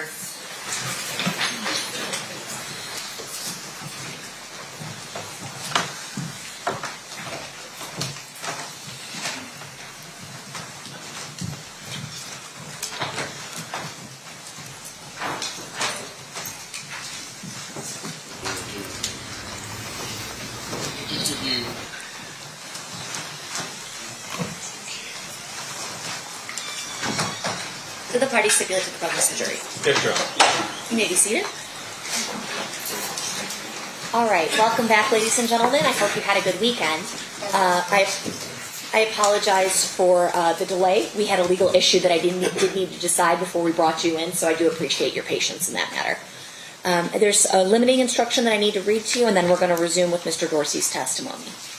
You are instructed that any testimony and or evidence introduced about any unrelated shootings and or murders is not admitted and should not be considered by you for propensity or any other purposes. It is admitted only for the purpose of motive, intent, or to establish the credibility of defendant's statements. All right, Mr. DiGiacomo, Mr. Dorsey has already been sworn, and so you may proceed. Thank you. Mr. Dorsey, in that first portion, the first 35-17, and we're about to get back to it. Let me ask you this. After 2019, did you become aware that Mr. Davis published a book? Yes. Did you read the book? I did. Were there historical facts he provided you in 2017 that were included within that book? Yes, there were biographical facts from his childhood. They were in both. And do you recall what those various biographical background? If you could tell the ladies and gentlemen. Sure. One of the stories was how his first time hanging out with the Crips when he was 9 years old, and he was shooting dice, and his dad drove by and saw him and ended up, punishing him for that. He talked about playing Pop Warner football with Suge Knight, and not just that, but also he talked about going to Suge's house after they would win for parties in their backyard, like pool parties. He talked about a baseball coach at the Compton College who was dealing drugs. I think Keefe was like in middle schooler, and he started running as kind of a courier for that guy. It was his first introduction to the drug game. He talked about being in the Upward Bound program at UCLA, and there may have been one other detail in there, but all details that I've only ever heard in that interview and read in his book. So I conclude that the author could have only gotten those from him.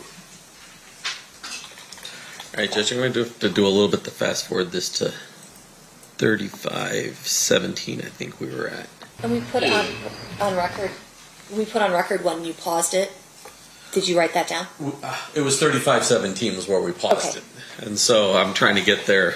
This program doesn't make it real easy to just jump that far. Sounds good. Nope, he went a little too far. Yeah. You don't think?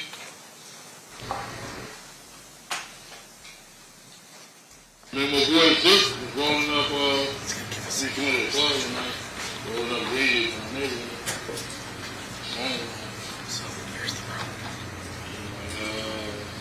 I guess they was. Sorry, Judge, the transcript won't come up if I don't start it. Start it over? I'm not starting it over. I just have to roll from here to wherever we're going. Okay. So I'm just going to have to guess, and hopefully we're close. No, we had ran into him at the House of Blues. Sorry. One more time here.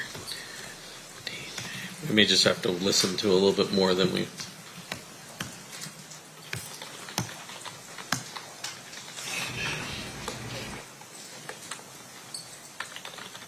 Just that night, seemed like dude stuck his head up my ass on me. You know what I'm saying?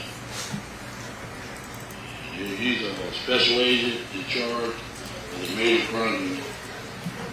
It was just that night that you was gonna make more life than it was. You know, I did a 5.5. It came up here at least 10 times.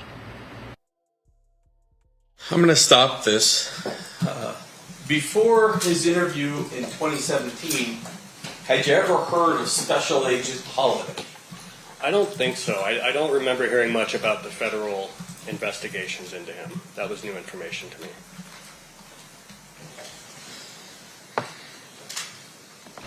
Told the warden, we got out here, he's a serial killer.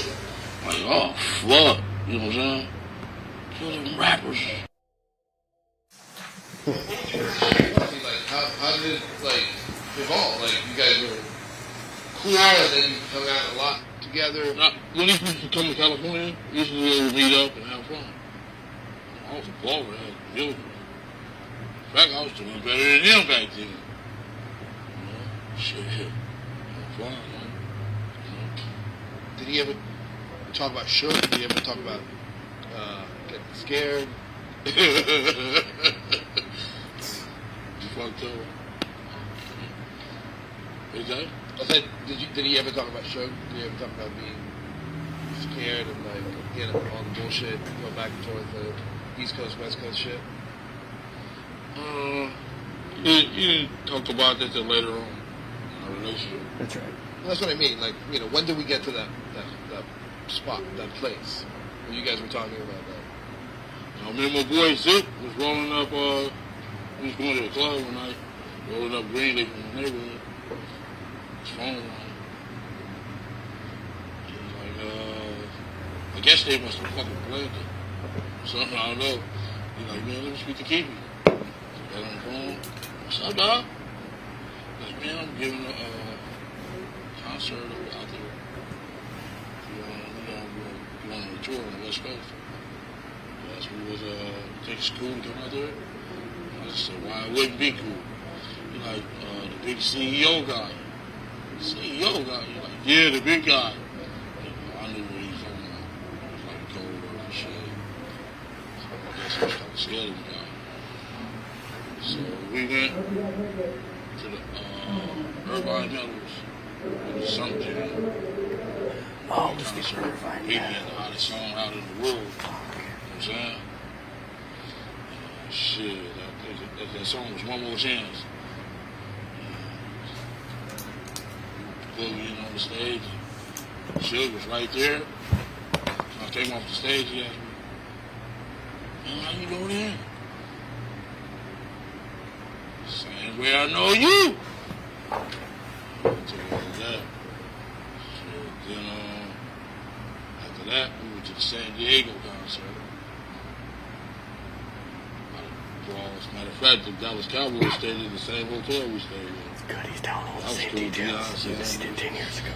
Amazing. And all the balls would go all around him for the Dallas Cowboys. Football team, ready for Troy Aikman. You know what I'm saying? I don't know if we're going to get you in trouble or not, boy. The balls were all around the game. Yeah. Then we went to the Anaheim. That was on the Halloween night. Perfect. Halloween. Halloween was cool there too. Did he just give you passes for everyone? Like, everyone would go to concerts? I just go get the tickets with the little homies. I was riding in the van. I was on the stage with him every time. Yeah. You get to hang out with Biggie, obviously, right? Yeah, Biggie was cool. Cool dude and everything like that. So when did Puffy start talking about, you know, Suge on a real serious level?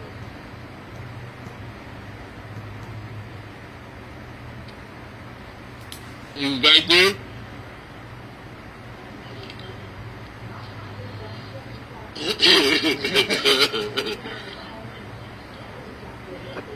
Oh, we already established that. Yeah.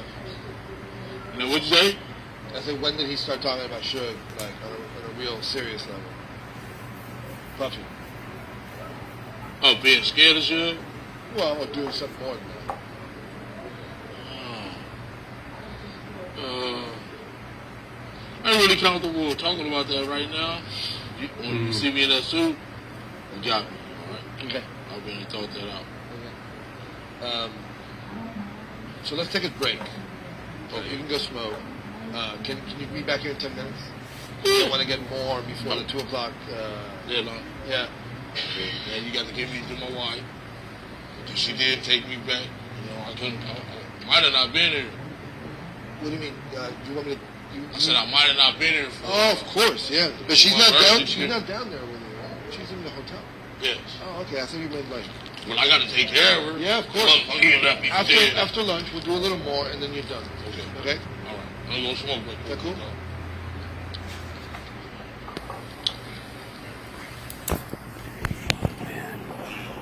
Ben is watching. Ben is watching.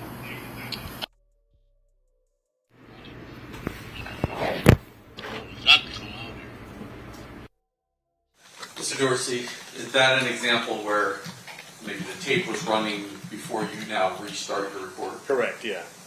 And that is 3532. Okay. Get rid of this problem. Can you tell me what he told you? Like his exact words? Do you remember? Don't do that on the next one. I have a pretty suit on. All right? All right. Hold on. So, say it in your own words then, not his words. What did he ask you to do? To say it in your own words then, not his words. What did he want? I guess he wanted to get rid of them dudes, his problems. He get rid of his problems. Yeah. And who were his problems? CEO, the big guy. Yeah. And when did? Yeah, because you said hit him up was a big deal for him, right? Like that was that was too. Man, that was totally disrespect. You don't think so? Yeah, I told you. Yeah. Yeah. I mean, I think he even said something about us. To me, he didn't say our name, but he said whoever down with him, fuck them too. I'm like, damn. And you guys were cool with that, with helping him. No, we had ran into him at the House of Blues. This is Pop. Ran into him at the House of Blues. Him and the guy Big Sight, the Outlaws. And he had just made that record.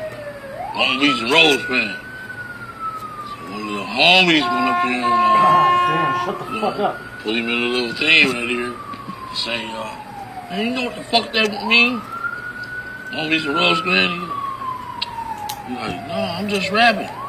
And Sight's like, yeah, he's just rapping, man. He don't know nothing about that stamp of blood, motherfucker. Stop, brother. So he was kind of scared that night. You know what I'm saying? And we go out in the parking lot and whoop about 5 motherfuckers' asses. You know what I'm saying? And got into it with some dudes out there in the parking lot. And he's seeing that shit. He's like, yo, them dudes ain't no joke. Sorry about that, guys. So how much did Puffy offer you? How much did Puff offer you? Wayne's gonna give the green light, right? I'll have a good answer for you when I have one that suit on. I'm gonna take it through for you. Exactly, you know what I'm saying, the rate. But he offered you, can you just say he offered us some money or something like that? Can you say that it was money at least? Yes, it was money, yeah. Offered us money. Yeah. Yeah, he was kind of scared of that. He was really scared of the dudes, you know what I'm saying? Puff wasn't no game. I mean, he went to Howard College and all that, performing arts school and all that shit. He ain't with that street life. But the really beef Judge should have had was, it should have been with Wu-Tang. Wu-Tang them the one was doing the damn after the pool at the Shorts concert. They was calling you out. You two was picking some fucking kids, Junior Mafia. These are kids. You a grown ass man. You know what I'm saying? But the beef should have been with the Wu-Tang.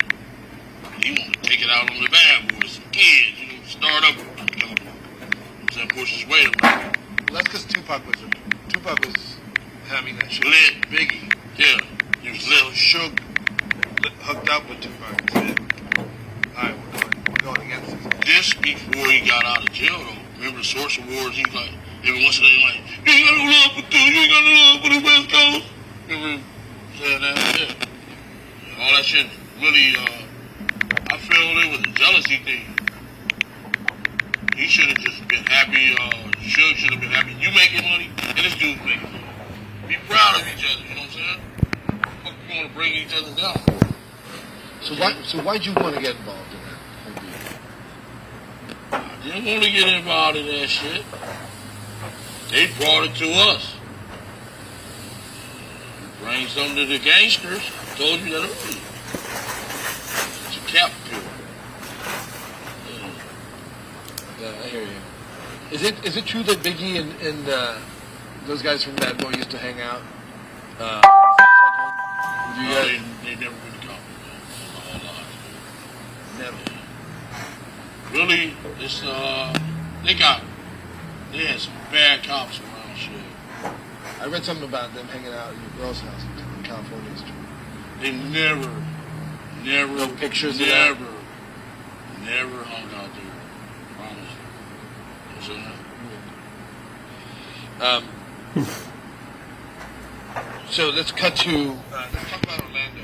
We have 10 minutes before we cut out for lunch. So I want to know like who your nephew is. Like, you know, not a lot of stuff to know about him. You know, who is he? How old is he? What kind of family? Tell me a little bit about him. Yeah.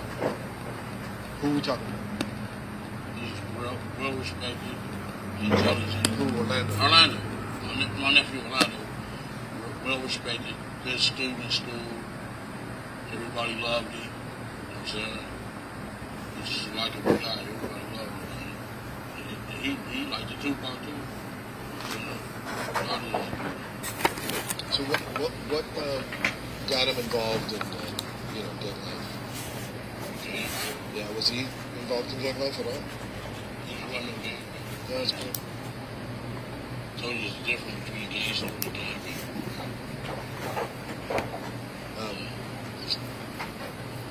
You want to talk to me about what happened at that Lakewood Mall with Trevor Lane? Thing about the chain? I wasn't there. Yeah, I know, but you can tell me the story because there's only so many people who know it. The guy, one of my little homies, wanted to play college football. There was scholarship. He was at the they wanted to help him get some stuff, like tennis shoes and sweats and clothes and stuff so he can go send them to college. So he was there waiting on it. And then the homies come up there. And Trayvon, the three death row guys were there.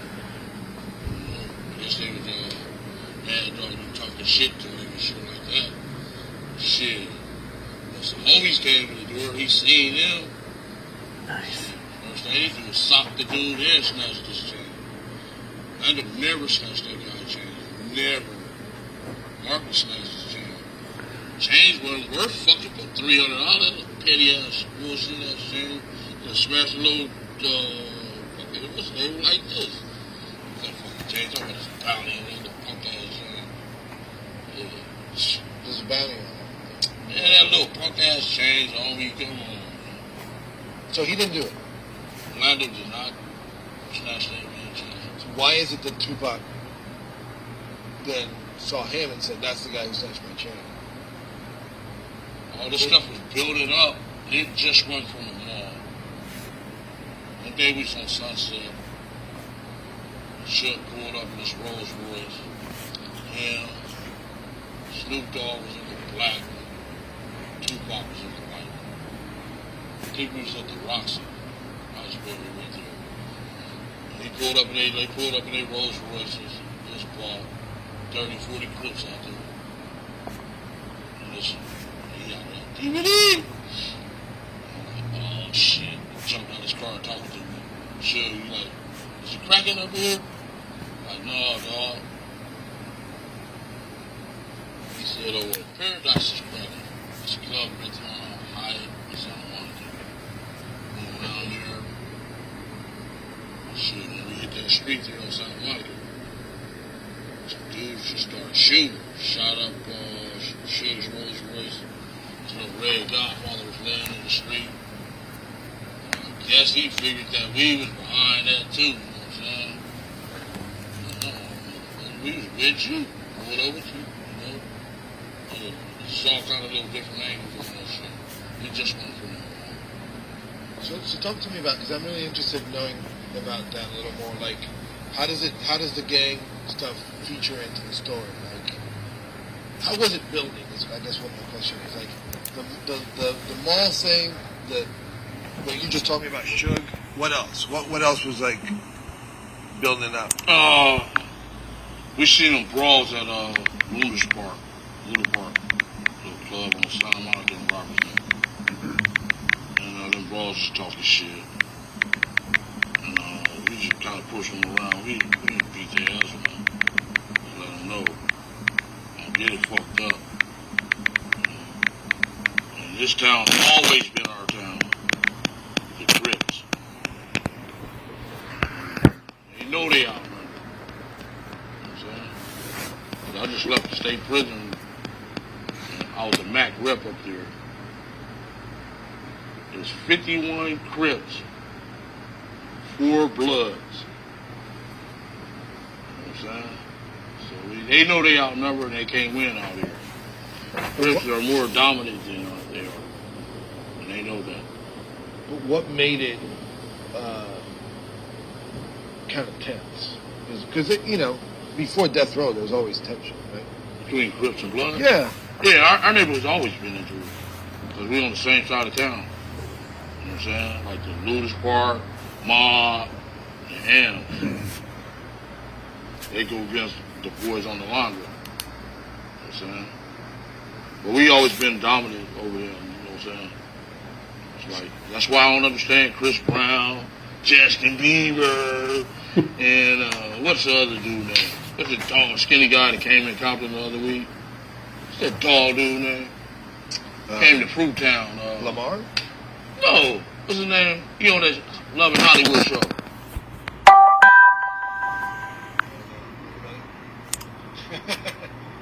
Soldier Boy and all. You don't understand. Get in trouble out here. Go to a state prison. Crips is gonna rape y'all. Justin Bieber, Chris Brown. You know what I'm saying? Y'all tripping on me. Yo, but I'm just trying to understand what happened back then. Back then, was it that they got cocky? Is that what happened? Because they were with Suge? Is it that they got cocky? Is that what happened? Because they were with Suge? I guess money get you cocky. I guess money get you cocky. You know what I'm saying? They even beat up a rolling 60 and killed the guy at the club. Said DJ Quick and they jumped on the dude and all that shit. That's what I figured that shooting was about on Santa Monica that day when his hat was in the street I was just telling you about. Damn, I guess they gonna get his ass. So this is more gang related than okay. It's not just East Coast, West Coast shit.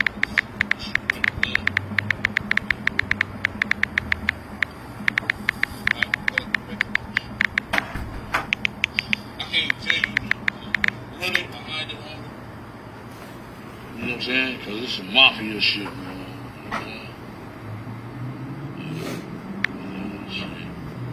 Family still out there.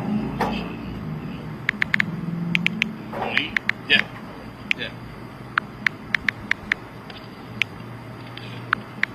Some of that shit out. Okay, no, I'll be right there.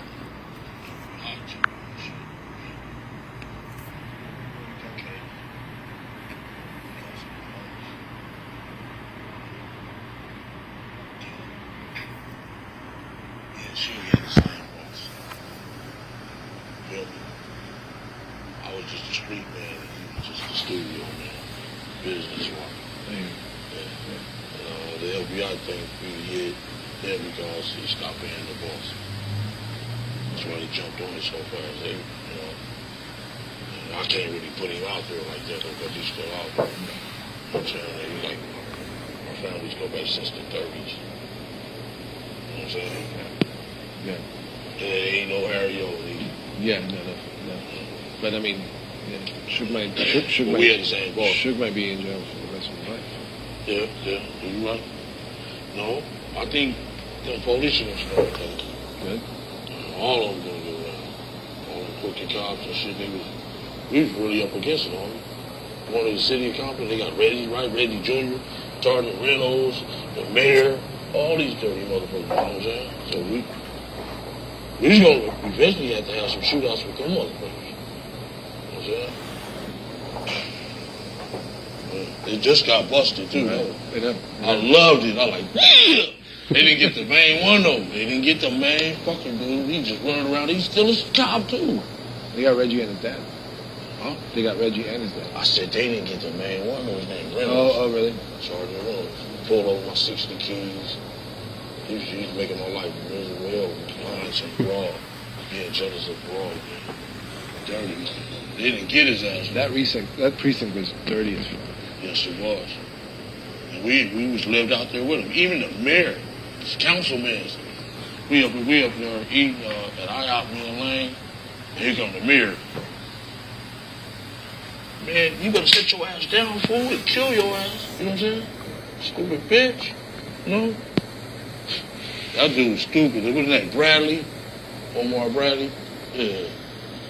That dude was stupid on him. Let's eat some food, man. All right, thank you guys. We're back in 45. Are you leaving? No, my pimp You're just there looking dapper? Wait till you see muscles, homie. Yeah. Thanks. All right, what's up? You got a big murder rap? Yeah. Can I see it? Yeah. Where were you eating?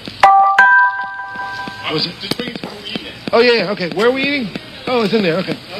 You talking about Craig Caden's book?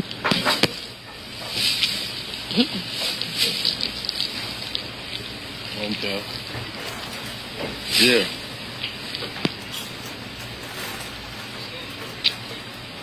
Don't say nothing about no people. That's Wayne.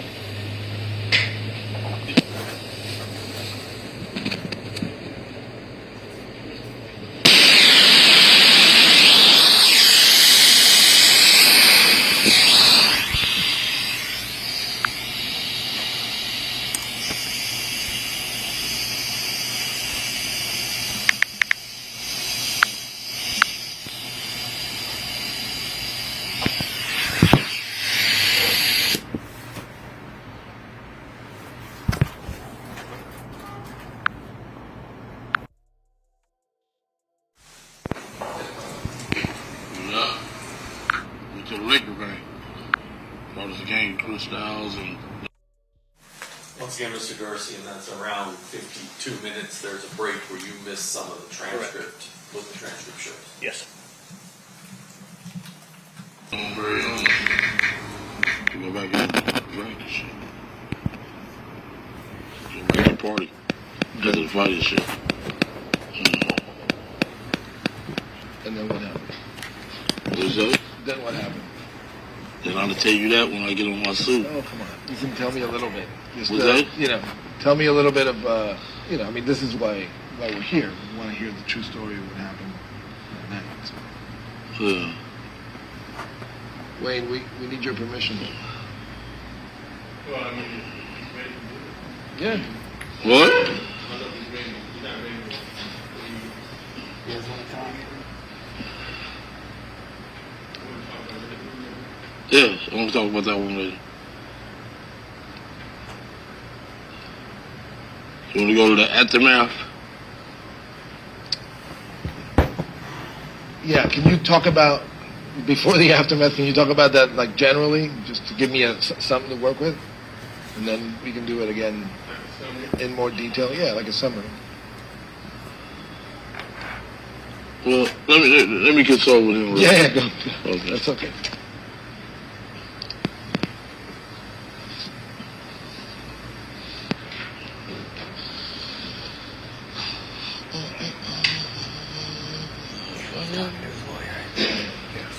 Ray, the guy over there. I thought we weren't gonna say that, dude. Okay. He just trying to especially get What? Turn it on there. No. I you need to tell him that. So we got to, that's some shit we got to discuss. Hello. Hello?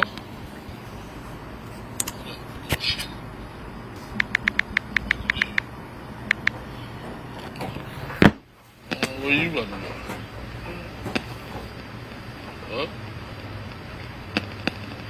All right, I'll be doing it. Yeah. Yeah, of course. Is that in my pocket? Yeah, tell him come here for a minute.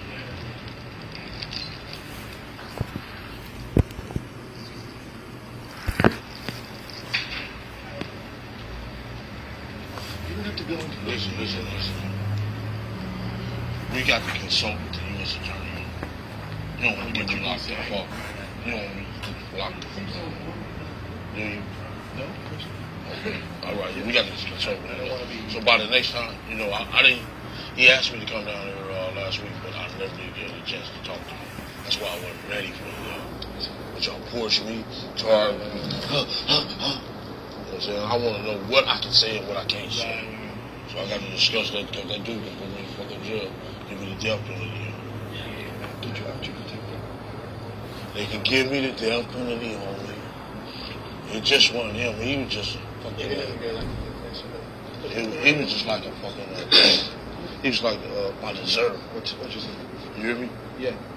It's way more than him. The thing I think this is an area where he may not. He wants to have his words straight. Right. So let's do this on the next one. Okay. Once I get told with him and he tell me what you can do. Yeah. Okay. You don't want me to get me locked up. No, he's still gonna address it. It's just that he's saying. Yeah, I just got to go consult with him. I didn't want to tell y'all that just morning and stuff like that.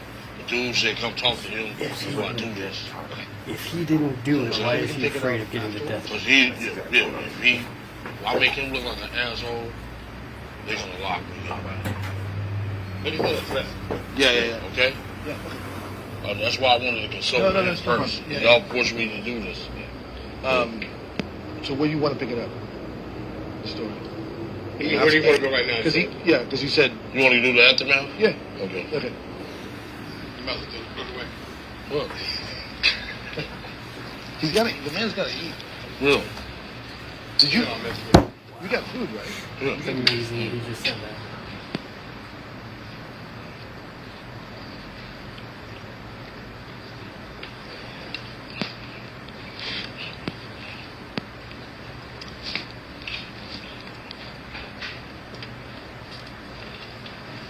All right, so we're gonna take this.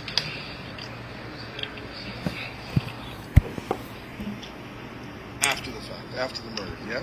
The aftermath. We go, we get home, so we on my street. It's about 4:15. Reggie Wright Sr. You know, he was the captain of the Compton Police back then. I guess he must have did his war room with the oncoming shift. As soon as he did that shit, that motherfucker jumped in that police car, came on my motherfucking street, ran the stop sign and everything, doing about 70. Pulled up on the wrong side of the street, jumped out of his car, said, listen here, you motherfucking Keefe D. You motherfuckers killed my motherfucking son, the belts is coming off. I'm like, man, what the fuck is you talking about? He's like, you heard me, motherfuckers. I'm like, damn. So, with my immediate crew, I said, like, they trying to get into it. Trying to get in. So we got to watch these motherfuckers. So we stopped hanging around there right there. We seen they had the back of the police. What does he mean by, like, my son? His son is fucking Suge, man. He's Suge's man. You know what I'm saying? All them, they from the same neighborhood and everything. David, Mack, all them dudes, man. So we really had it rough. So we might have to go to war with the police. You know what I'm saying? It wasn't just the gang members. They had the police, shit. Right. Feel me? Who else? Was there anybody else after you? I don't know. You know what I'm saying? They got a lot of deranged fans and everything. You know what I'm saying? Shit, some girl might. You know what I'm saying? When did the cops finally get to you? No. When we got back, the Moon Man on MTV was like, Keefe nephew. So it looked like Suge told from day one. You know what I'm saying? So like that motherfucker told from day one, Keefe nephew. Why the fuck you use my fucking name? You know what I'm saying? I just didn't understand that, you know? Keefe nephew. Moon Man coming on every hour. You know the little Moon Man? Like, damn. You know? Kind of fucking me out. My connection called me. They said, come meet me. Goes to condo and that's a public. And we met him at the Chevron right there. He's like, dawg, I'm going to jail. I said, what? He said, yeah, y'all going to jail, huh? I'm like, no, homie. He like, man, I'm out of here. I ain't seen that motherfucker since that day, you know. So, you know, I kind of hate I met Puff. So they destroyed my life. Now these super rich motherfucker ain't even send me a pair of Sean John drawers or nothing, you know what I'm saying? God damn. Or a noodle while I was in jail. You know what I'm saying? Just left me for dead out here. You know what I'm saying? And that ain't the way fucking, you know what I'm saying? That ain't the way the game go. You know? Shit. Had your back, you ain't have my back, though. You know? Yeah. When did you talk to police? What's that? You gave them a statement at some point, right? I gave them a statement? Yeah. No. No? No. Well, I mean, the proffer deal is a statement, no? Yeah. Dun, dun, dun, dun. What's up, man? You just ain't gonna say nothing back there? I don't have to. You already know what the situation is. Yeah, this is part of the same thing. It's like, You think you said you just I'm just saying, sit at some back point there? you did talk to police. Is that not true? I think that's what he said.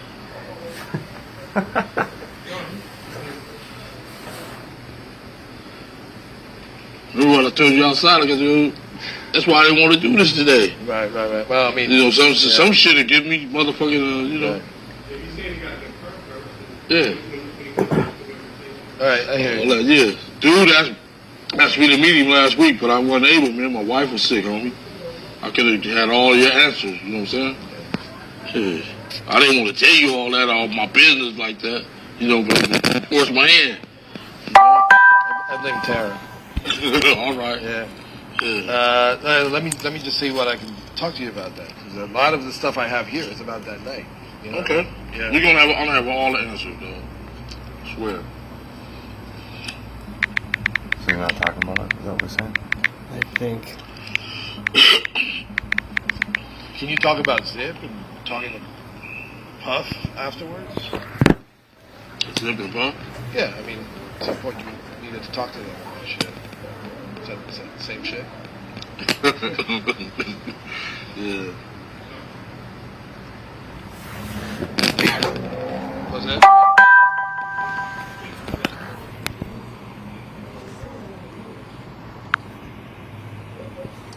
Well, did you, so after that happened, did you get in contact with Zip over coffee? Me and Zip was together. He was with us at the point. No, I mean, and afterwards you didn't see him. Like, you didn't come back to LA with him, did you? Did him? You did? Yeah. Oh, We went up to Wingstop, Wings, LA Wings right there on the 3rd and the bread. Right there on the other side where Pink's, you know where Pink's is? They got the LA Wingstop right there on the He was Zip. Yeah. It was Beverly, though, or Melrose. All kind of shit.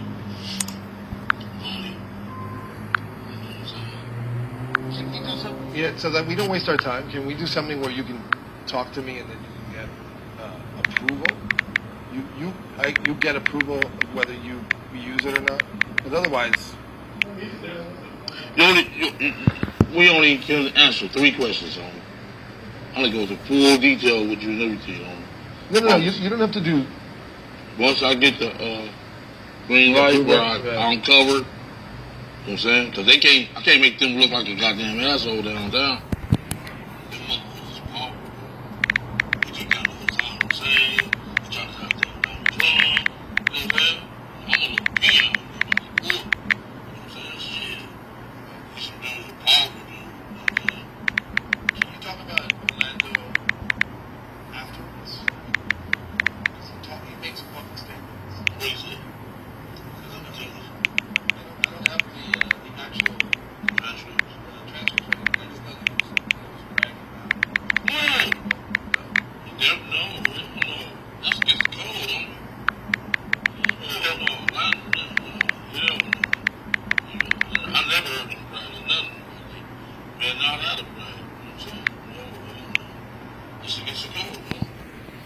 So how did you guys lay low afterwards?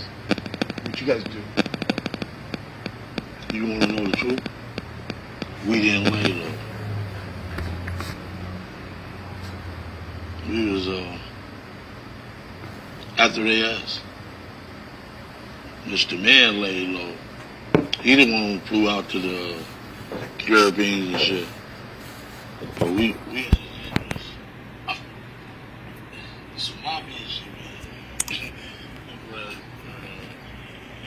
Yeah, don't we didn't lay low. We had to stay sharp, man, because we had to watch out for the police. Had to watch out for them. You know what I'm saying? Yeah, we didn't lay low. So, I think this you can answer. Why didn't they bring up any charges against Orlando? Because they can't prove it. Give it to me in a complete sentence. Why they didn't bring up the charges? Because I know they can't prove it. Did they talk to them? Yeah, they raided everybody else. I think it was October the 7th or something like that. Raided everybody else. Just so happened, one of my homies, he's a grease strap guy. They pick up the old cooking grease. He came, knocked on my door about 4 o'clock in the morning, 5 o'clock. Said, Keefe D, the FBI, and about 100 police is at the donut shop. I told him, wait 1 minute. Grabbed my shoes, I put on my pants, grabbed my shoes and shirt and stuff, left my car and everything. I jumped in the truck with him, told him to drop me off at the Metro Rail. I missed the raid by 5 minutes. Huh. Otherwise, it would have got me. Did you say somebody tipped him off? Mm-hmm. So let's go back to Orlando. Because he passed away, unfortunately. So maybe you can talk about what he did that day without mentioning you. Is that something you feel comfortable doing? Oh. Because you can't implicate him. He's dead. There's nothing that can happen. What's that? Can you talk about what Orlando did that night? I just texted him in Vegas. Yeah. Without mentioning you at all, just talk He about went to him. the hospital. He went to the hospital to get his shoulder fixed and stuff like that. No, but I'm talking about before that. We got to consult. There's 3 questions that stuck on. I got to go consult with this man because I'm just saying he's not. There's nothing. Wayne's a lawyer. Wayne, can you confirm that? Can he talk about Orlando without mentioning his name? Without mentioning Keefe's name? That's what I asked Mario. I said, see if he'll talk. What does he know about what Orlando did that night without including himself in that? Do you know what I mean? Mm-hmm. Okay. Because Orlando's dead. He's been dead almost 20 years. Mm-hmm. Did Orlando go after Tupac that night after the fight?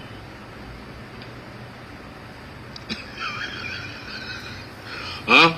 I gotta do my job. No, he didn't go after Tupac. He did not. Mm-mm. Man, wait till I get on the suit, man. You keep on. Let's go somewhere else. Want to talk about Paul?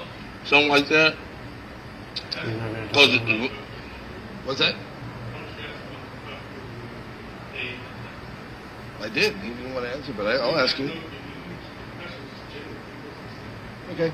Did you try to get money from Puffy after the fact for the deal that you had arranged with him? No, because it was hot. You know what I'm saying? You just can't jump out there like that. You have to be smart in this game. You know what I'm saying? Otherwise, they'd take your ass down.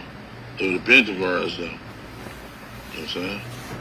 And, so what was your plan? I seen him about maybe like 6 months later at the House of Blues right there. And he invited us to the Pretty Pictures Museum the night before. And we went up there. Fuck. He was up there partying. I seen him at the Pretty Pictures Museum. He like TBD. The FBI is all over us. I'm saying, if you want to catch our heat, you know what I'm saying? Set up in this party right now. I'm like, really? Like, yeah. So that's why I didn't understand how the fuck Biggie can get killed. You know what I'm saying? If the FBI out around here, you know what I'm saying? Set up in the party and everything. Ever since we got off the plane. Like, fuck. God, I just thought of something I never thought of. So we'll talk about Biggie in a second, but did you ask him for? That's why there's the no money way that- Keefe that and the you owed Southside you? Crips killed Biggie. Was that? Did you ask him for the Fucking money Puff that Pull he and owed the you? FBI are all over. No, him. So the Keefe would Shit, have we been got like, the fuck, FBI the FBI are around. outside right now, Money, murder's bro. off, we can't kill him right now. Yeah, of course. God, I'd never put that together before. And what's is it true that there's a rumor going around that Zip got half the money? That's what the FBI said. Say it again, because I don't. That's what the FBI said. That Zip got the money. Do you believe it? He's a motherfucker. See Donald Trump. Trump Jr. right now in trouble. And about fucking emails and shit. He a motherfucker. You know he a motherfucker. Did you talk to Zip about the money? No, yeah, man. As soon as I left, I told you that, man, Ted Holiday had his head up my ass, homie. I still got an invoice from him. You know what I'm saying? Shit, that dude's a motherfucker. He head of the major crime unit, shit. That dude's a motherfucker, dude. You know? So, but here's the thing. You're not upset about not getting paid? Were you not upset about not getting paid? It's the time to get paid. I was trying to pick the perfect spot, dude. You know what I'm saying? I'm trying to just pick the perfect spot. All right, let me just backtrack here for a second. What does he mean by that? Yeah, you can switch over. Yeah, He's got afraid to talk in this office building. Yeah, he wants like this. He wants to be in like a warehouse He or wants somewhere. to be like, yeah. He wants to save him. Like his. I don't know if they come up with the spot or what, but yeah, he doesn't want to be here.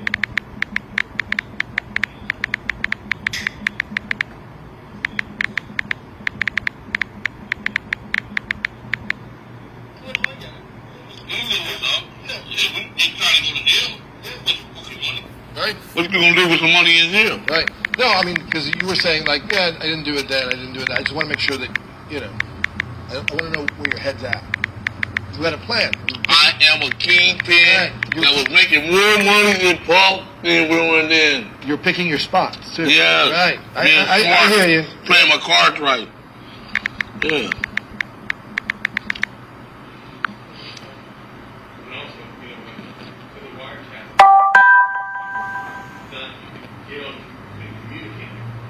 Not at all. We was up under a microscope. You know what I'm saying?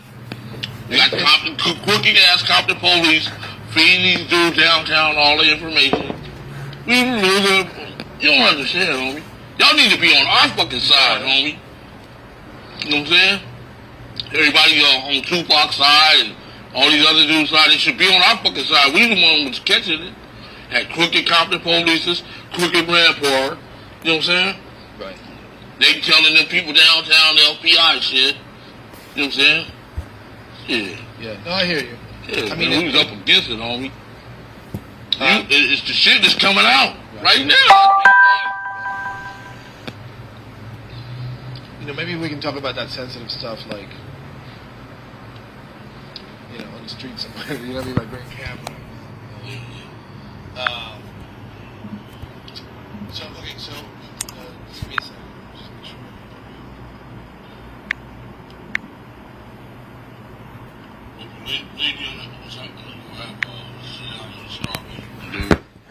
Yeah. Go over everything. Yeah, that's all good. And he gonna give me the green light. But, Say yes or no. is it true that you went to the that Hollywood Walk of Fame ceremony for Puffy? Huh? Where you heard that from? Him. He said it. Damn. Yeah. When he got a star.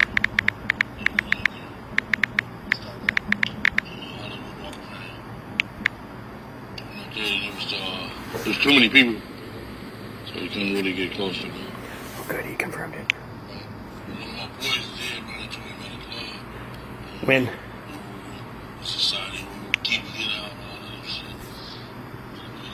And I ran into a couple more dudes. And I don't even, you know. And he like, man, post every quarter post send me like $20,000 worth of clothes. Like, ain't that a bitch?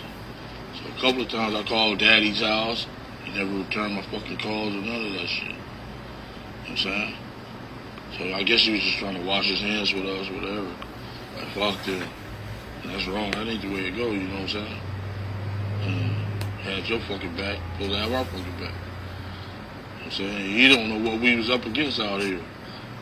You know, I hate I took that fucking phone call from his ass. You know what I'm saying? Otherwise, we wouldn't have the crooked cops on our ass. We wouldn't, you know what I'm saying? Because me and Suge was friends, motherfucker.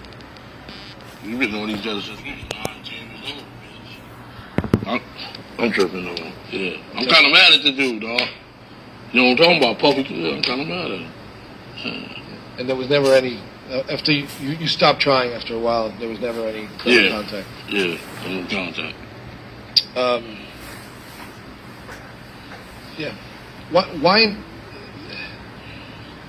Let's go to Biggie. So he invited you to the Peterson Museum, to that vibe party. Yeah. Yeah.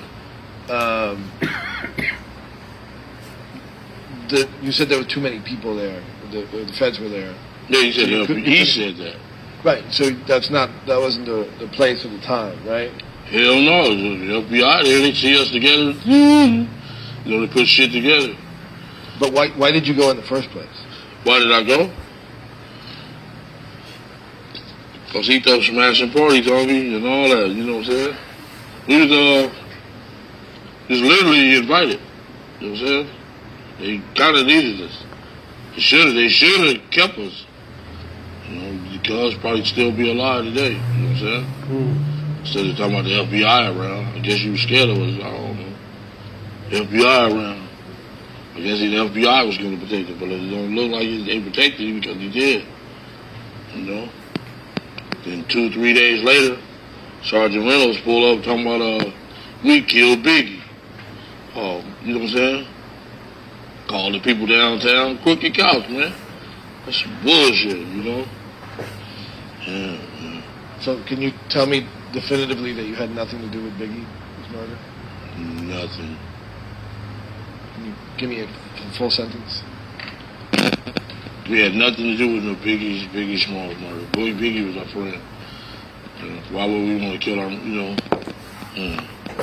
Why do you think people thought that? Because of the money and all this old shit. And then the crooked cops just started feeding the other day superior's head. You know what I'm saying? Some bullshit. They know they did that shit. You know what I'm saying? So they telling the people downtown, the FBI friends, of course to get the heat up off them. Yeah. Man, we was up against it, on. The mayor, even the mayor was against us. I hear you. And when you say the money, you mean the money that was owed from Puffy? Yeah. Can you say that? Well, the money that was owed from Puffy. Yeah. Mm-hmm. that's why people thought that you killed Biggie. Yeah, that's why they thought he killed Biggie. Yeah, he didn't kill no Biggie though. So why did you agree to tell your story after all these years? I agreed to tell my story. Yeah, to us. I mean, I know why you told your story to police. Saved my fucking life, and I was really facing the death penalty. Yeah. And I just didn't save my life. I saved my whole crew life. You know what I'm saying? They just would have put down like 48 indictments. All my big hitters, all my homies, all my family, even the plugs, even the Colombians.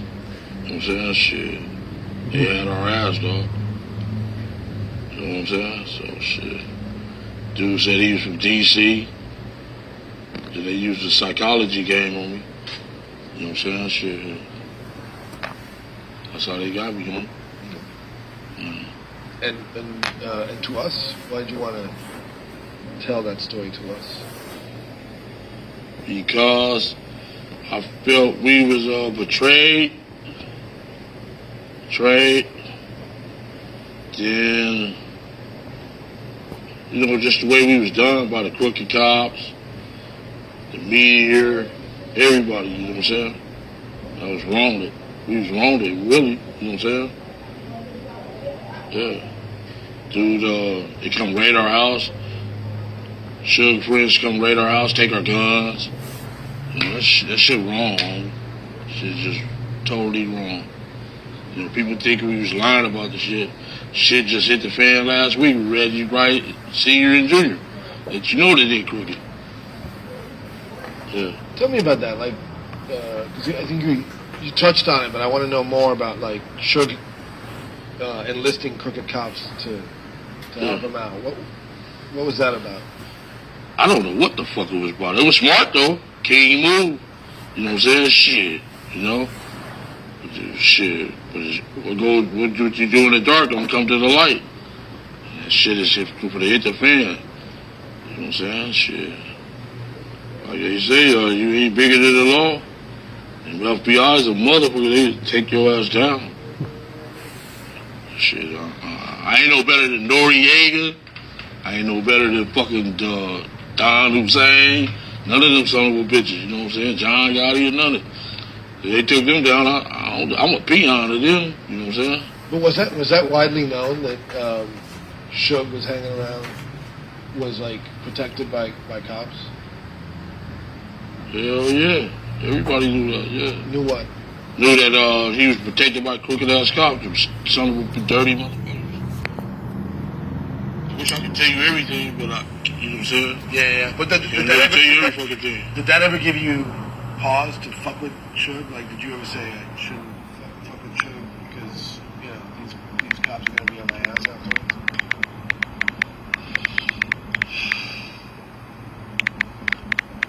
You know, I'm more down with my nephew than I am down with Suge. Fuck Suge, as far as coming to that. My family, I'm his uncle. I'm here to protect him. You know what I'm saying? And all that.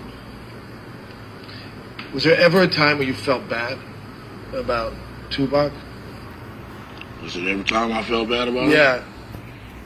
I wish it never happened. I lost my plug. You know what I'm saying? Colombian boy left.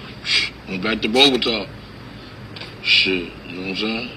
Yeah, I hated it happen. Can you say what? So you wish what hadn't happened? I wish I never happened to Tupac because shit, it changed my whole fucking life. You know what I'm saying? My plug that I was making all them hundreds of millions with, fucking went to Bogota and left. You know what I'm saying? He didn't want to get caught up in our bullshit. And I wish I would have listened to him. I should have jumped on the plane with his ass to Bogota. You know what I'm saying? Yeah. Oh, yeah, okay. All right, that's my son. Yeah. And my wife, they on my ass. We're almost out. Okay. Was that? Yeah, of course. Yeah, I'm sorry, you have to repeat it because the phone was ringing. Okay, about the Bogota? No. About Tupac. Like, did you ever feel bad? I mean, this is a kid on, the prime of his life. I was like, an artist that everyone loves. to me, it was an ignorant kid in the prime of his life doing stupid shit out here. How so? Also, he shot the police in Atlanta. You know what I'm saying? Jumped on my nephew, him and his little gang. You know, you're a rapper. Stay in your lane. You know what I'm saying? Stay in your fucking lane. You're not a gangster. You're a fucking rapper. Like I told you earlier. Stay in your fucking lane, dude. You know what I'm saying? You're not doing what we doing. You know what I'm saying? So he should have just stayed in his lane. I hate it happened to him. Stuff like that. And, you know, it really changed my fucking life. You know what I'm saying? My plug left. Shit, I met him. I'm out of here. Y'all going to jail. Wish I would have been on the plane with his motherfucking ass. You know what I'm saying? Shit. I hate it happen, bro. You know?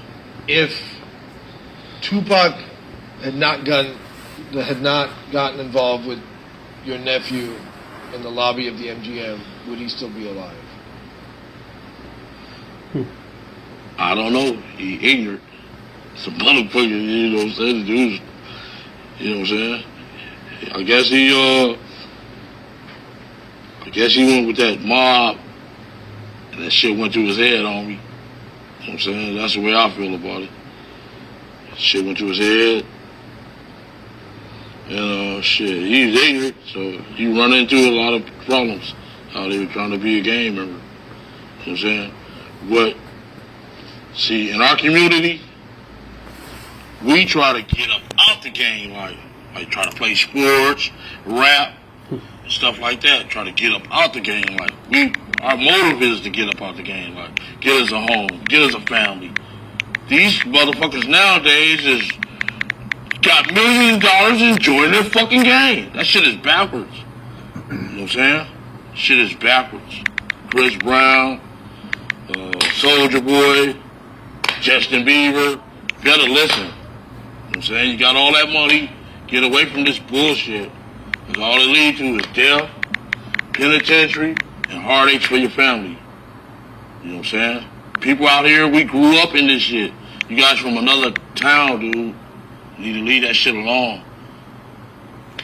Take it from KBD. Leave that shit alone, boy.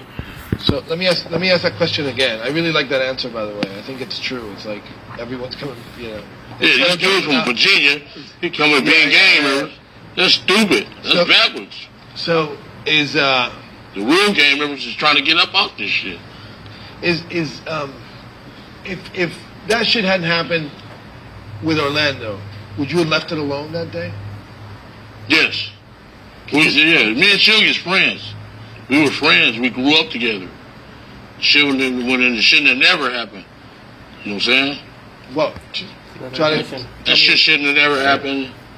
Because me and this guy grew up together. We was friends since we was kids. You know what I'm saying? I want to tell you the whole truth about this shit, about the balls. That's okay, but this brings up a good question. Did Suge know that who he was dealing with Orlando? Did he know that he was your nephew? I told you, Moon Man came and said, KBD nephew. LA Times, KBD nephew. No, I don't mean then. I mean before. What? Before he kicked him in the head. I don't know. I think that was a stupid choice. But he did say that night, he told them police that night that KBD nephew. You know what I'm saying? He did say that. You know what I'm saying? He keep on saying he ain't said nothing. Bitch, you know you said something. You know what I'm saying? Why you use my name? That's what I don't understand. Right. You know what I'm saying? He trying to get me arrested too. Right. Yeah. Orlando had a deal, right? To testify for Suge. Can you talk about that? What's that? You heard me. Orlando had a deal to testify for Suge at one point. You taking all the stories out of my book.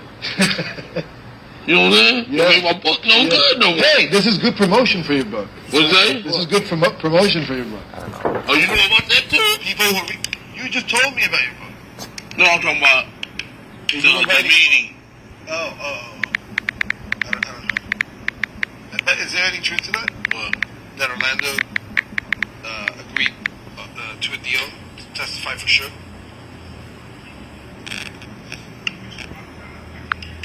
Okay, all right, something. What's that? We not gonna go to that one. Okay. I'm gonna save me something for my motherfucking book. Goddamn, no surprises. Hey, homie, yeah. You did your work though. Right? I see. Well, next time we talk, I'm gonna drill you on those. There's no. All right. There's no escaping it. Nora, are we good? Do you have anything?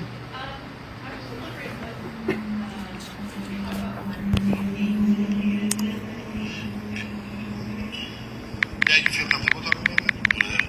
She said, can you talk about the hierarchy of maybe like being a kingpin? Yeah, like how, how's the structure? Like how's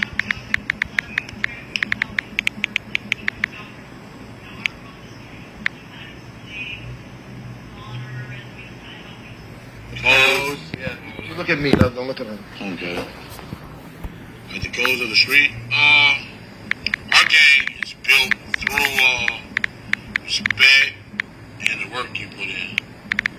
And as far as power, you know what I'm saying? That's the way our gang is. You got the double OGs, OGs, OBGs, BGs, and the TGs. Tell him where he was. And the OTSs and the, that's where our gang is instructed. So I could fall in the double OG, but I was there when the gang was instructed. So this way it goes. People will, you either become a gang banger as you get older, or a gangster. Or go to school, or get a job. You know what I'm saying? By 25, that's when you determine whether you're gonna be who you're gonna be. You're gonna be a gang banger, a little, you know what I'm saying, drinking, smoking weed and stuff all day long, with your pants hanging down. Or you gonna get a job, that means you out the game. Or are you gonna become a gangster, you know what I'm saying, for the gang. You know, that's where our gang is structured, yeah.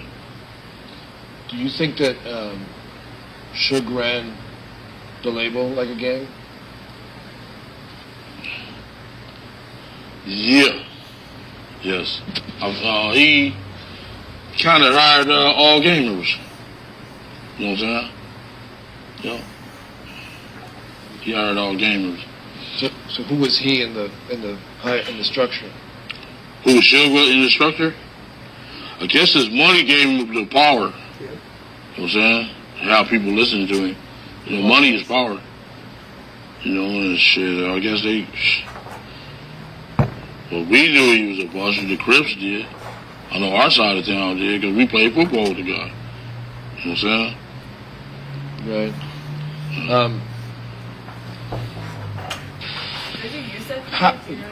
I want to go back to the Biggie night.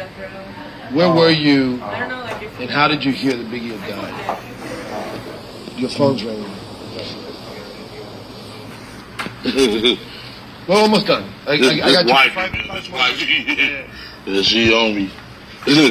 Just 5 more minutes, I promise. Okay. Where were you, and how did you hear that Biggie had died? I was under the parking garage, and everybody ran back up under the parking garage and said, "They just killed Biggie! They just killed Biggie!" I'm like, "What?" I'm like, damn, that was fucked up. By then, all the LAPDs was there, and I was waiting on my car to get valeted up out of there and shit. Valeted up out of there. Then 3 days later, punk-ass Compton police and crooked motherfuckers pulled nephew over and said, "You guys killed Biggie too?" I'm like, "Oh no, this is some bullshit." You know what I'm saying? Some bullshit. They run down there. They just played dirty pool with us, dog. You know what I'm saying? I was really like a fall guy. To me, fucked over me, man. It fucked over my life. But they cleared you, right? I mean, you're not. My life been fucked over ever since, homie. You just don't understand, dude. And I still gotta watch people. You know what I'm saying? To me, they violated my civil rights, my everything, dude. You know what I'm saying? Did you suspect that somebody was casing the party, Bad Boy? Casing the party? Yeah. You heard about that? Boy, you a motherfucker. Yeah, you did your little work. Yeah, they was up there. The Bloods was there. They came up there. I told Puff, man. You know what I'm saying? I said, y'all be careful. Them niggas is up here. And like, all right. And sure enough, it went down. Yeah. Sad. You know, they come up here and get ate up out of it's a zoo out here, a jungle. Y'all coming from that little punk ass town, this boy, the shit. Eat your ass up out here, boys. It's gorillas. I mean, this shit is lions and tigers and bears. They will eat up the weak out here. Oh, I know. Yeah. Did you? How'd you feel about Biggie dying since you knew him personally? Oh, they kind of fucked me up. You know what I'm saying? What fucked me up? When Biggie got killed, it kind of fucked me up. I was sad behind it, everything, man. It was fucked up behind it. Then these bullshit ass cops gonna put that out in the media like we did that bullshit just to get the heat up off their ass. You know what I'm saying? But it's all gonna come out. It's coming out every day, homeboy. Believe me. Yeah. All right, brother. I'm gonna set you. And my wife did me. All right. Oh, wait. Just sit here for 20 seconds with no sound. So don't make any sound. You just gotta record the tone of the room.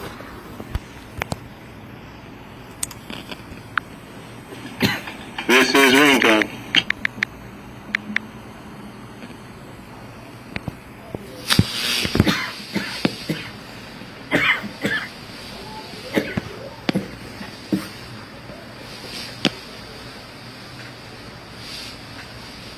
In room time.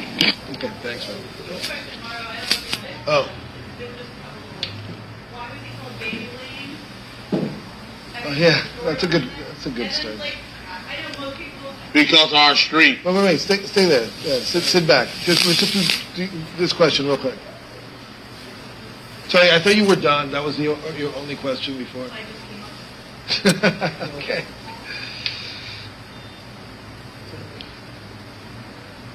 So why Baby Lane? Why did it be called Baby Lane? Why was Orlando? Yeah, tell me that. Because he was born on Burrs Lane. Sorry. Tell me the whole story, like the sentence. Orlando was called Baby Lane because... Orlando was called Baby Lane because he was born on Burrs Lane. The street, Burrs. And they just called him Lane, short for Orlando. You know, so he took our street name. And his pops was real high in the echelons of our gang. One of the founder fathers. So. And the baby isn't because he had a baby face or anything like that? Baby Lane. Short for our street. Right. And Keefe? Keefe? We had like 3 Keefes in our hood. So they just broke them down. And they just put Keefe D on it. So they gave you the initials so that Yeah. they separate you from the others? Others, yeah. And that shit just went like a wildflower. Blew up, got rich, had all the money, all the women. Don't put that on there. My wife's gonna kill me. Yeah. Yeah. You better have my wife deposit for that car too. This has got to be the last one. Okay. Original gangsters, yeah. A double OG is a dude that's been around a while. You know, the founding fathers and stuff. You know, the founding fathers of the gang. That's where our gang stopped at, the double OG. And our youngest gang members is called TSs, Tiny Soldiers. Yeah. But we got like about 6 different generations. Yeah. Yeah. Okay. Thank you. My wife wants that deposit for that car too. Yeah. Because she is on my, she's crazy. So why don't you talk to well, we gotta talk to Call him. I'll let's let talk you on the know. phone, right? And then if you know if things get heavy for you, maybe we can just talk about Orlando and like leave it at that. All right. But these guys are expecting details from that night. You know Okay. what I mean? So, All right. Yeah. Yeah, you don't want that dude. I don't want to put you in the He from the Justice Department is DC, dude. Yeah. I swear to God on me. I hear you. They had some major players on me, dog. The other dude named Michael Terrell. Oh man. He's a beast. He's the head U.S. attorney of this area. We call his group here. That dude hate me on me, I swear to God. Yeah. No, like I said, I mean, come in the room like, y'all not gonna deal with the fucking devil right now. They're wrapping up right now. Somebody gonna wind up dead behind this. Like, sir, I swear to God. I swear to God, man. Everybody gonna be, I'll be nice. I'll be good. I'm not the devil. No, I mean, do what you got to do, and then can we set up a date, Nora? Like an actual date where like there's no misunderstanding. You're here for this, or we can go out to Vegas and what I wanted to do is for you to take us on the street. Why is that funny? Why is that funny? Yeah, right. Yeah. That is funny. Hey, you know, Let me tell you, they never, you know. the dude, I seen Rick Ross at the airport. He just couldn't put my face on it. You know what I'm saying? He was like, I know it. He said, bro, I know you from nowhere. I said, you don't want to know who I am, motherfucker. He's like, I know you. I'm like, yeah. You really want to know? Yeah. We'll figure it out. But it's the 20th. Like my sister giving her, we giving her a 70 birthday party. The milestone 70. My sister. That's on the 29th. So I'm gonna be there in about 4 days before then. For a whole week. Okay. Here, you mean? In California, yeah. California. The 29th of July. But if we just wanted to come out to Vegas, can we do that too? I mean, I'm not joking about the street stuff. Yeah. Then you can just tell me on the street. It'll be different than this. Yeah. It'll be less formal. Okay. Okay. All right.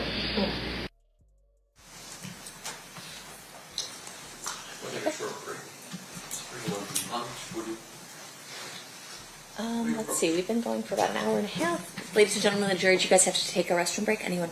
Raise your hand. Okay. If you want to just do maybe another half hour and then we'll take our lunch break? Okay, perfect.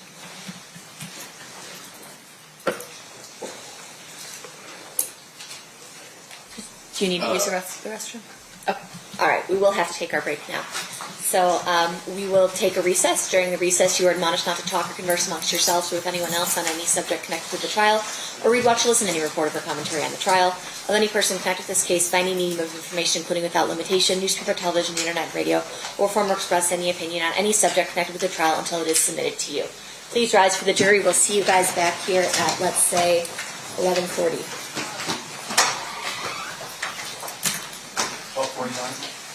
11:40? We're just going to take a short break, I think.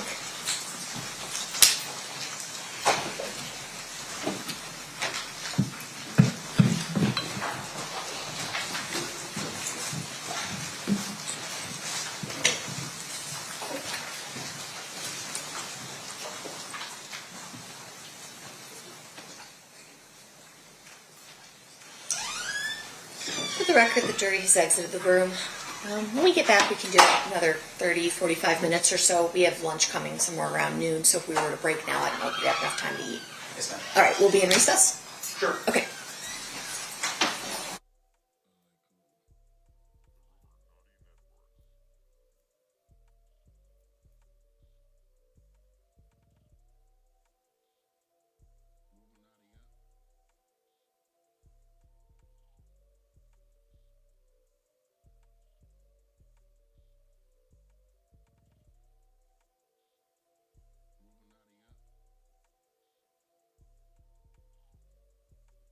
Hold up.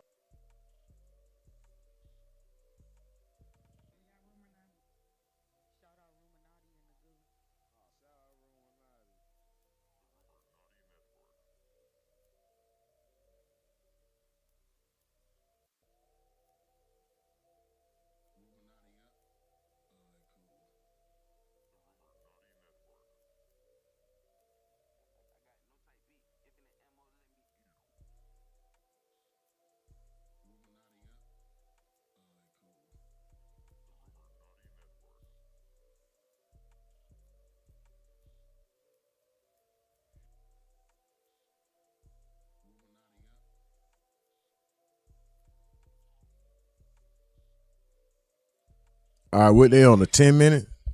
10 minute, 15, what they on? What they on?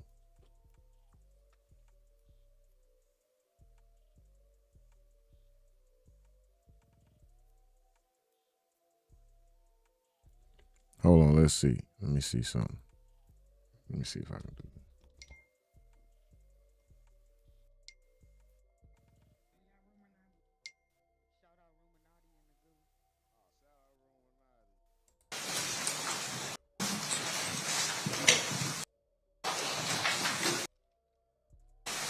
$11.40. We're just gonna take a short break, I think.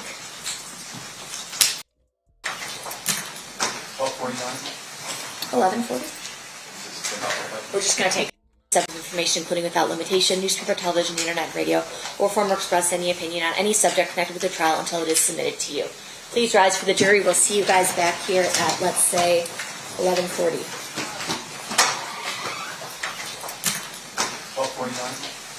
11:40. We're just gonna take a short break, I think.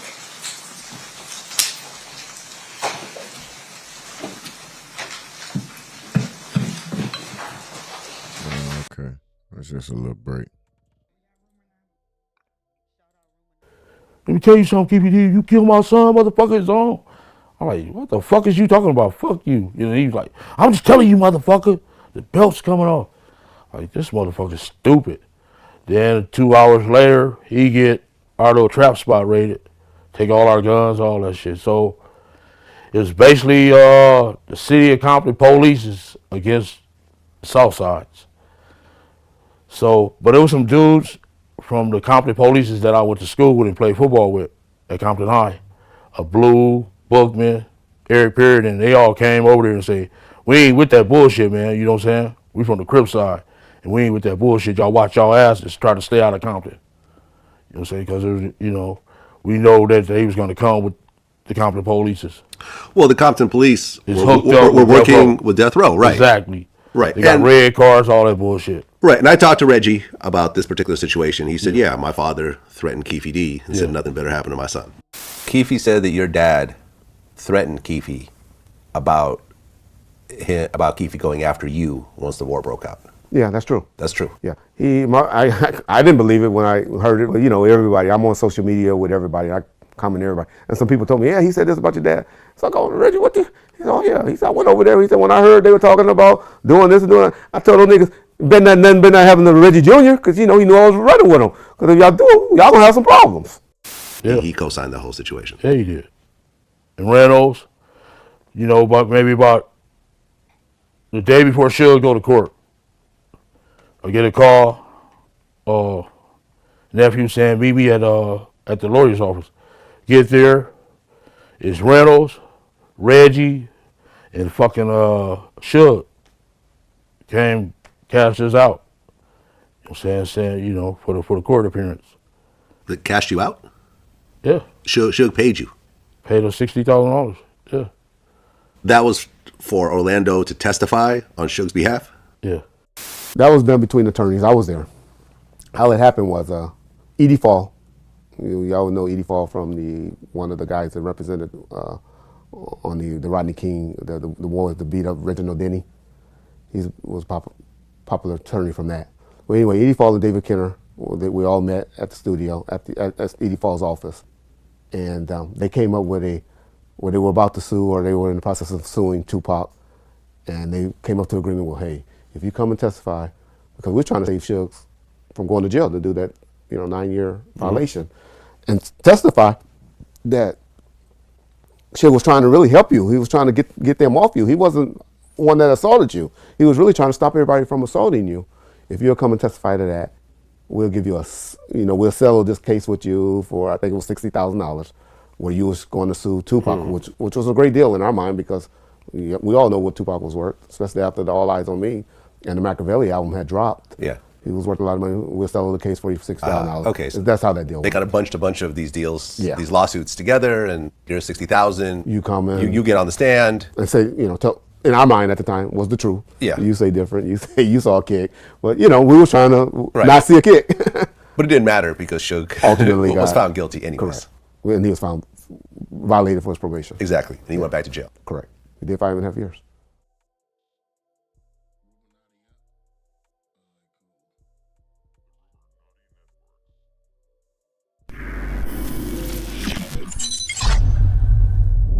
When I interviewed Greg Kading, he told me that he had informants all over Compton. I had informants all over the place, and sometimes, you know, you get together and you meet them at the Starbucks, they give you some information, you give them, you know, $100, and you go about your business. And what they're thinking, you know, this is an important component of this, is what they're thinking is that, you know, I'm paying this forward because when the time comes where I do get pickled up and I'm in trouble, I've already done these guys favors and they're going to return the favor. So there's all these nuances to these relationships that get developed between cops and informants. Okay, and the money that you would pay to these informants, you would just get reimbursed by the police department? Nowadays, yeah, it's all very controlled. But back then, yeah, you just pull money out of your own pocket and give it to the guy and never report it. It's just, you know. He had them all snitching on me, yeah. Right. He also said that Orlando's aunt called in and told the police what happened. You're saying one of the guys that he boasted to, Brooks, was an informant for the police? One of several. One of several. From the Southside Crips. So there was others in that crew that was hearing Orlando say, I just killed Tupac, that was actually going back to the police and saying, hey, I got something for you. In addition to a family member of Orlando Anderson's own family who early on was contacting detectives and saying my nephew was likely involved in this. My nephew? Yeah. But you're not talking about Keefe D? No, there's a female. So Orlando Anderson's aunt was reporting to the police that her nephew killed Tupac? There was definitely somebody in that immediate family environment that was, I don't want to create continued issues for, you know what takes place in these, everyone's going to go and try to figure out who this is, and then of course, you know, there's a responsibility on my part not to create harm for people, but yeah, this is the way it played out. There was a family member, a female, who was calling the police, ratting out Orlando Anderson. I'm not sure if that's your sister or on the other side of the family. Do you know about this? I read, I've been to the feds, so I know shit. You know what I'm saying? A lot of people that been to the state, like Tracy, you know, that been to the state and county jail stuff. The feds is a little different. You can go to the Freedom of Information Act and get the information on every federal case. Right. So people think they hiding from me, stuff like that. They got the shit blacked out and stuff like that. But I know who they are because it happened to me, and I lived through this. You know what I'm saying? Mm-hmm. And I can date back to that situation. I got a nice brain on me, and I'm not no dumb dude, and I know how to go to the Freedom of Information Act to get the information. So everybody that think they hiding from me, you're not. Okay.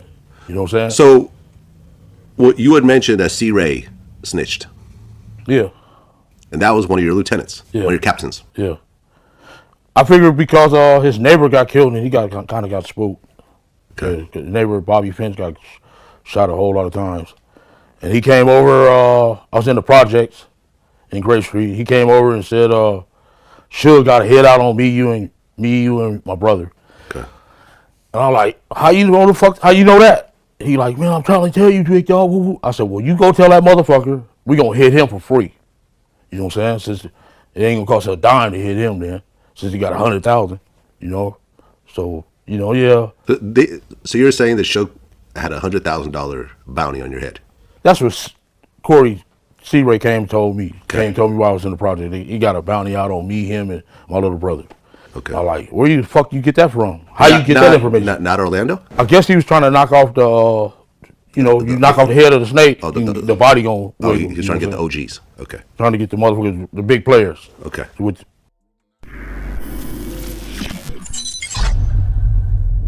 So the same day you get back, your Colombian plug sets up a meeting with you. That Monday morning, I went met him, and he had that same fucking LA Times article. He's like, man, you guys going to jail. And shit, that was the last time I seen him. But he had left some little some people that's up under him, little co-workers that he was, his runners. He left them, but he never came big like that after that. Right. And he told you, come on, homie, you're supposed to be smarter than that. We have a multi-million-dollar business. You're tripping. Yeah. And you said he was right. Yeah. Yeah, he was right. So here's this huge operation you have that crumbled the next day. Yeah. Me and shit crumbled, seemed like. You know what I'm saying? And basically, I helped start that. Both things went down. Both $1 million operations. Okay. Yeah. Well, you lose your plug. The police start swarming in. Yeah. And then a war breaks out in Compton because the word on the street was that the Southside Crips killed Tupac. What happened was that all the players that were from Compton came back to Compton. And we were told that, hey, Southside was responsible for the shooting of Tupac, so it's coming back to Compton. And what that meant to us, the war was about to start. And sure enough, like 2 days later, it started. Okay. Now, how many people were killed during this war? I think in the next 10 days, we had 3 people murdered and I want to say 11 shootings, between Southside Crips and the Mob Piru in Looters Park. Okay, so just a full-blown war. Full-blown war. Okay. Yeah, it was a semi-war. It wasn't like that, but yeah. It wasn't. You wouldn't consider that a war? Yeah, some people lost their life. Yeah. How many people got killed in the next month or so? We lost 1 person. That's it. They it? lost like 4. Okay. Like Bobby Finch, he was like moonlighting, doing that. He was police for Compton Unified School District.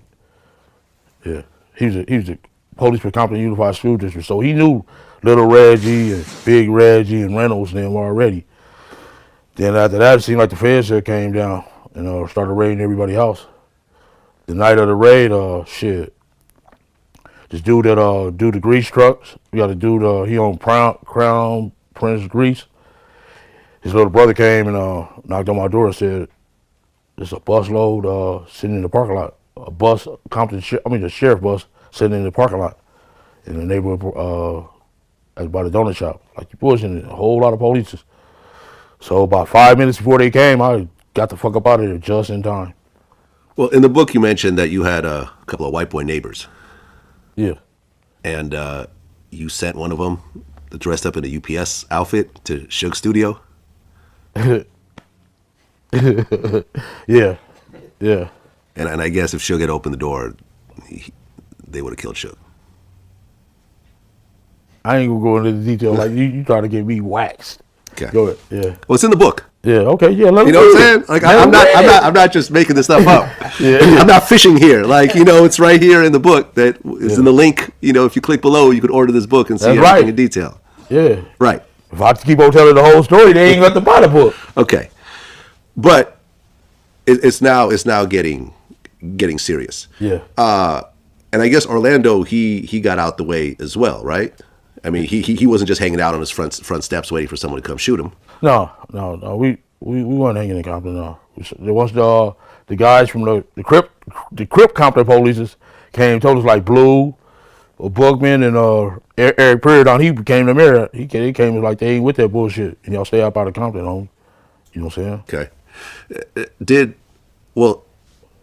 During that time, did Baby Lane ever get shot or anything? I know that he ended up getting killed 2 years later, but before then, was there ever a shooting or anything of that sort?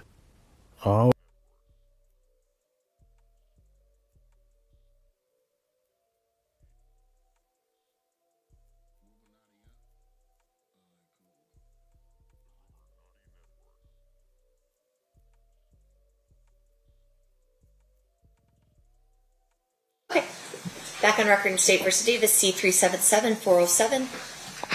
Anything we need to address outside the presence? No. Okay, let's bring in the jury. Please rise for the jury.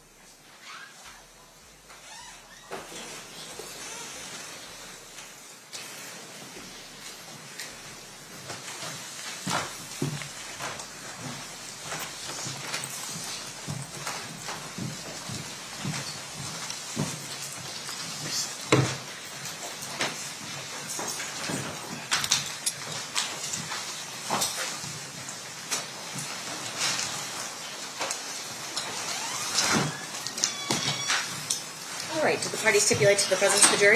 Yes, Your Honor. Yes, sir. You may be seated.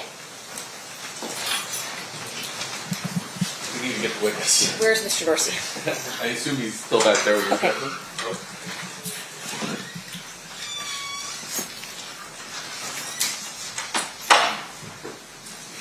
And Judge, if you just let us know when lunch shows up, we'll break. Let's do about 40, 45 minutes. Okay.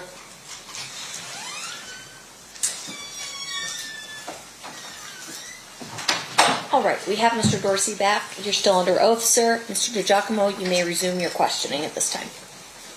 Thank you. Mr. Dorsey, that was the July 17th, 2017 conversation that we just listened to, correct? It was the first interview, yes. And then the second interview, and I have a copy of the transcript if you need to look at it, was July 28th of 2017. Does that sound accurate? That sounds right, yes. We're just going to start playing that, Judge. And that is State's Exhibit number 122. Okay. 122 is now playing. Are you moving back, you think, anytime soon? You're going to stay with you don't like, I know you don't. Yeah. But your wife's got that business of hers or whatever, right? Yeah. So she'd have to give it up for you to come back? Yeah. No, she with a corporation, so they'll move her around. Oh, that's cool. She say she won't come back.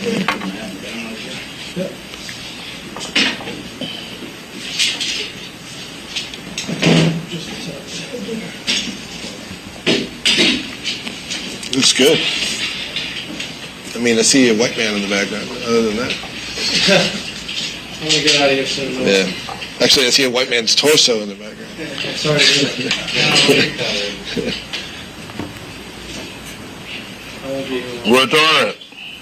What's that? Where's Tara? Who's what? Where's Tara? Tara? Yeah. I don't know. I haven't seen her today. See the hype. You said she called me and told me that you called her this morning.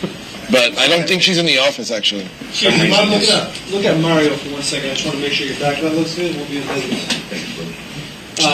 You're going to be looking at me the whole time, so. So, Dave, I think it's hitting the whole thing. We want to raise it up and down.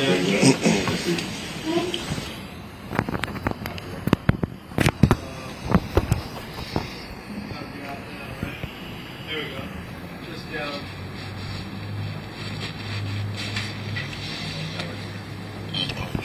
Slide the shoulders, right? Try. Hey, Eric. Yeah. Oh, well, do this first. What the hell's happening over there?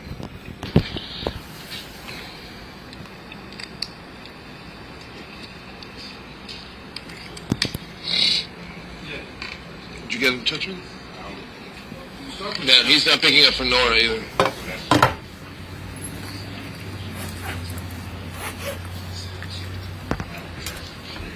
Yeah, exactly. Yeah. Excuse me, where's the neck line?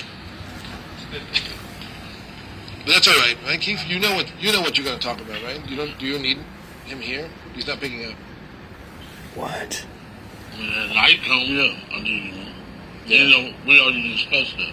I don't know when the fuck he picked up. Me neither. Yeah. Sometime I be want When? Where'd he go? I'm in before you start. I need to wait. I mean, I'm ready to start. How are you doing? Yeah. Yeah, I just didn't see you meet him here, do you? He's like, yeah, I do. That's all we got.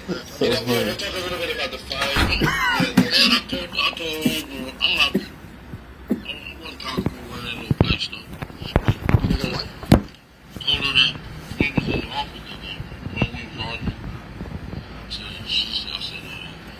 if you give me 2 weeks, she said, I said, I gave you 6 months. And she said, Keefe, I got the people here, just shoot this, woo. So I look like shit, you know what I'm saying? Right. Oh, you want to go see the whole thing again? Yeah.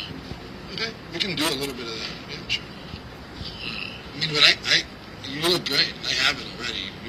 We don't have to go through the entire story. I look great. You look fine. Yeah. To you. To me. To everyone.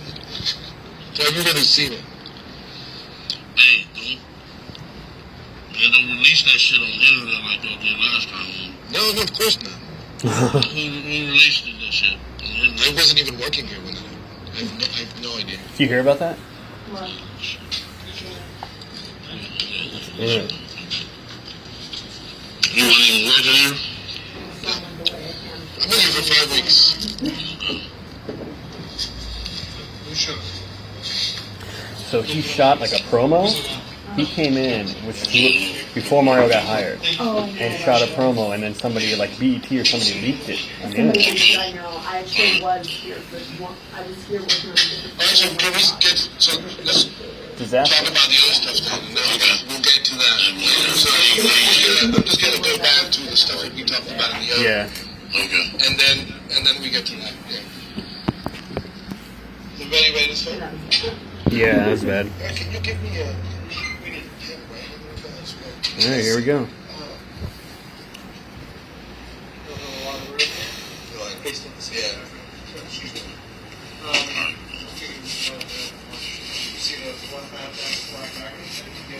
Oh, for this. Yeah. So they're very close. Yeah. No problem. Where do you think we'll start? Yeah, just push it. But just be careful 1 second. That's not it.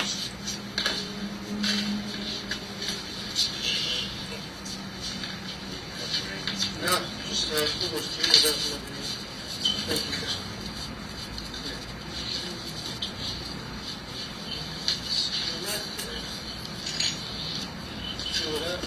Right.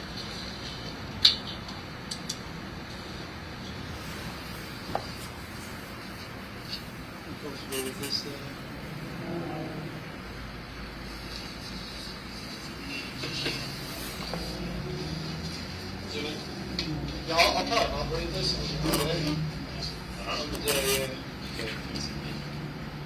No, I didn't see it. You want to try? Thank you.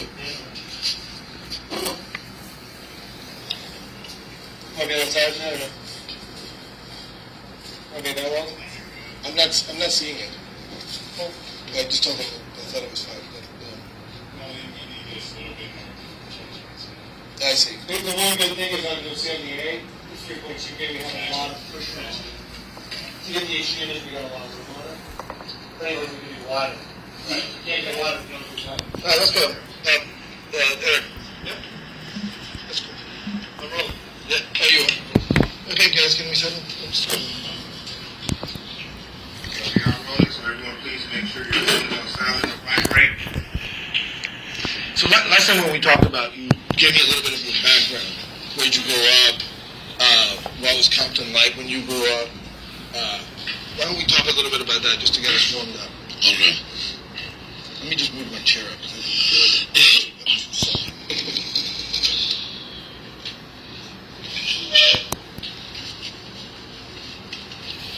So remember, you're going to be looking at me, and remember to try to speak in full sentences, right? I'm going to always stop you if you don't do it. So, okay.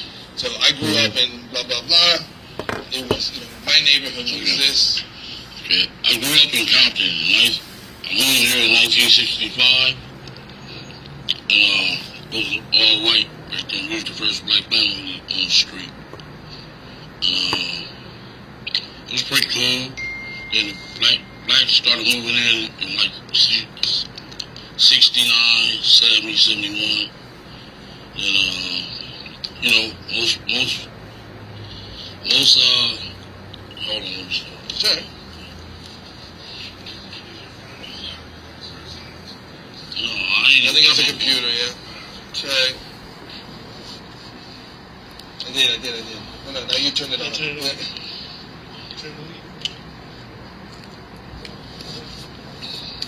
It's off. Go ahead. Okay, I grew up in Compton, 1965. Moved out there. We was the first black family on the street, literally in the neighborhood. So blacks started moving in about 69, 70, 71. Most families both of their parents, pops and moms and pops. The neighborhood was pretty nice, pretty green grass, and all that. And the gangs came in about 70, 71. And our neighborhood started gang banging in 1972. And what affiliation were the gangs? It was Crips and Bloods. And our neighborhood was U.S. at first. Then they turned to Crips in 1972. And you were a good kid, you were telling me, right? Yes. Like you were a good student and all that stuff. Good student, How did you go? Tell me that, and then tell me how you fell in with, with gang activity. I fell in with gangs. Yeah. Really, I fell in with gangs. It was a fad around our neighborhood. I was a good student, but I still was a gang member right then.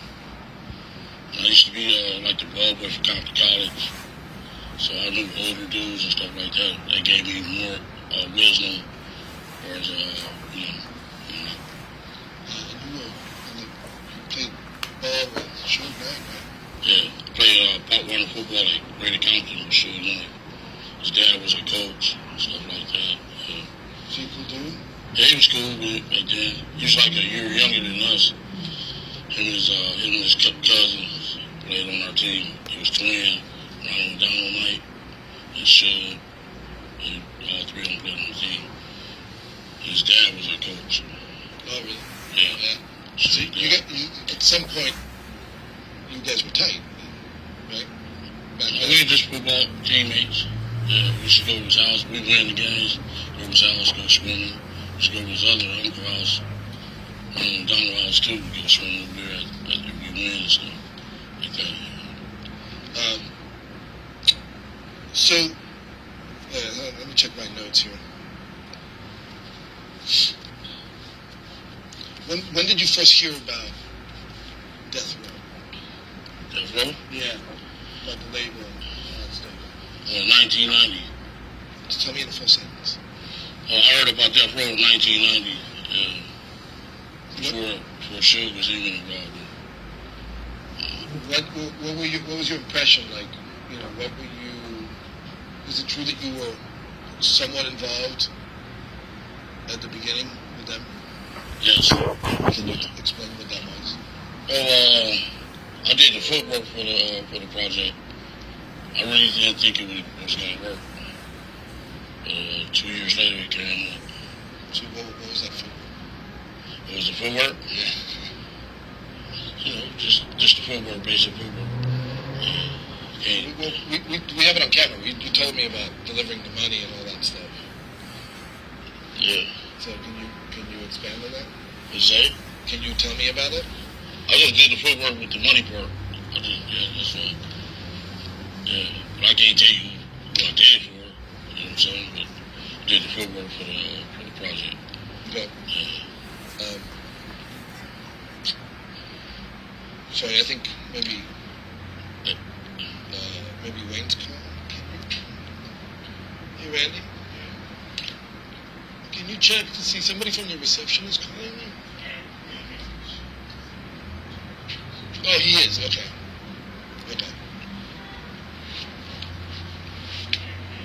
Yeah, you need to be in here. Yeah.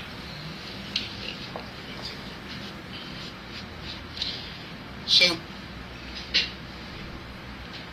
he's not gonna come for him? Is that gonna come for me? I'll go get him. No, I'll do it. Let me just finish this thought before we forget it. Then he can wait for a second. So without naming names, what kind of people did you do the footwork for? Without naming names, what kind of people did you do the footwork for? The bosses. Yeah, but just, tell me in a full sentence. I did the footwork for... I did the footwork for bosses.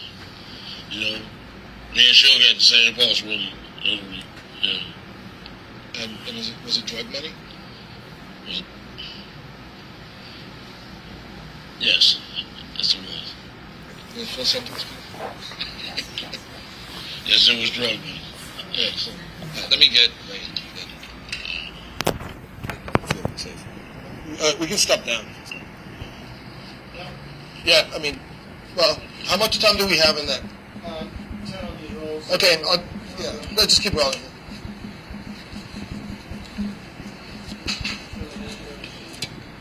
I'm talking about me. Okay. Okay, hey. Oh, damn. Yeah, I'm good. Good job. I feel everything jiggling. I feel everything jiggling.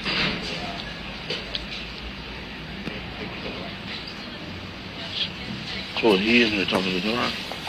He's not gonna talk if you're not there. Why he do that every time I'm in there? What? He supposed to be in there with me, dog. Just come in. What are you Just talking more about? headaches. Why don't you know how we got in that conversation? We hear you made a comment. We'll stick to that. That's right. So,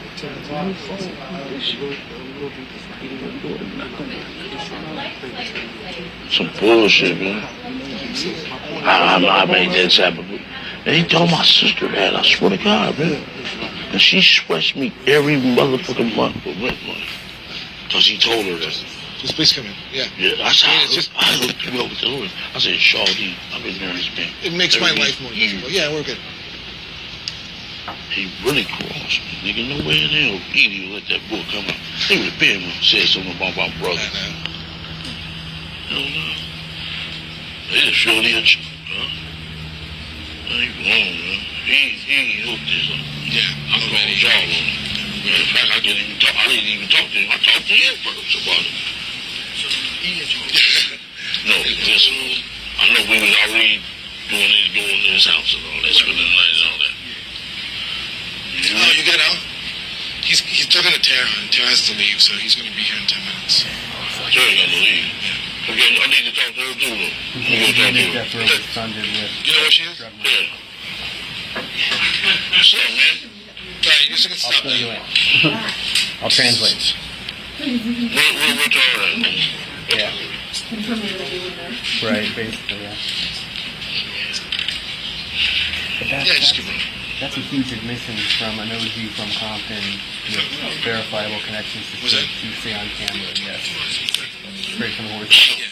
He's the go-between. It doesn't have to be so complicated. It's like a fucking bridge. Nobody's talking about sugar right now because he's cut off, but no, they fell out. But certainly not after Tupac's here.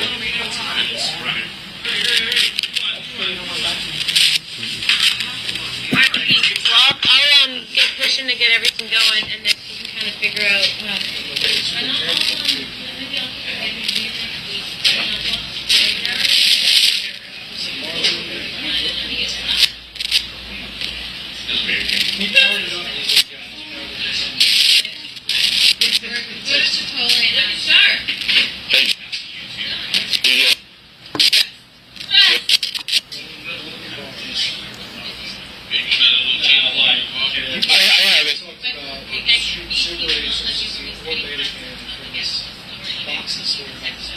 So I'll give it to you after. Yeah. I mean, I have to get it from them, but I can give it to you.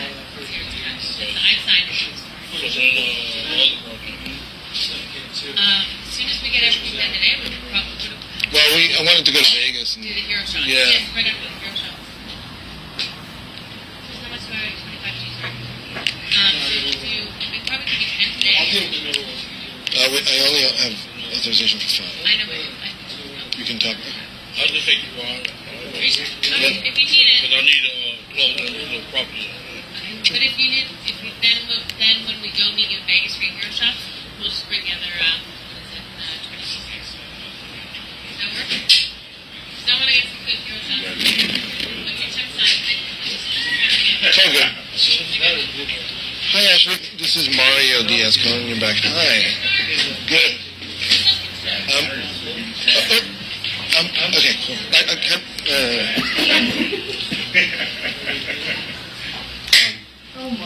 I don't know why they're taking a break. I didn't hear somebody couldn't get in or something. I don't know. I have not heard his voice, but he didn't say much last time either. Then make a left. It was the wrong path. Oh, you gotta take the wrong path. Hey there, how are you? I'm good. I'm actually, just wanted to call you back real quick because but I'm doing interviews today, so I don't have a lot of time. Tell me. This one is going for lunch.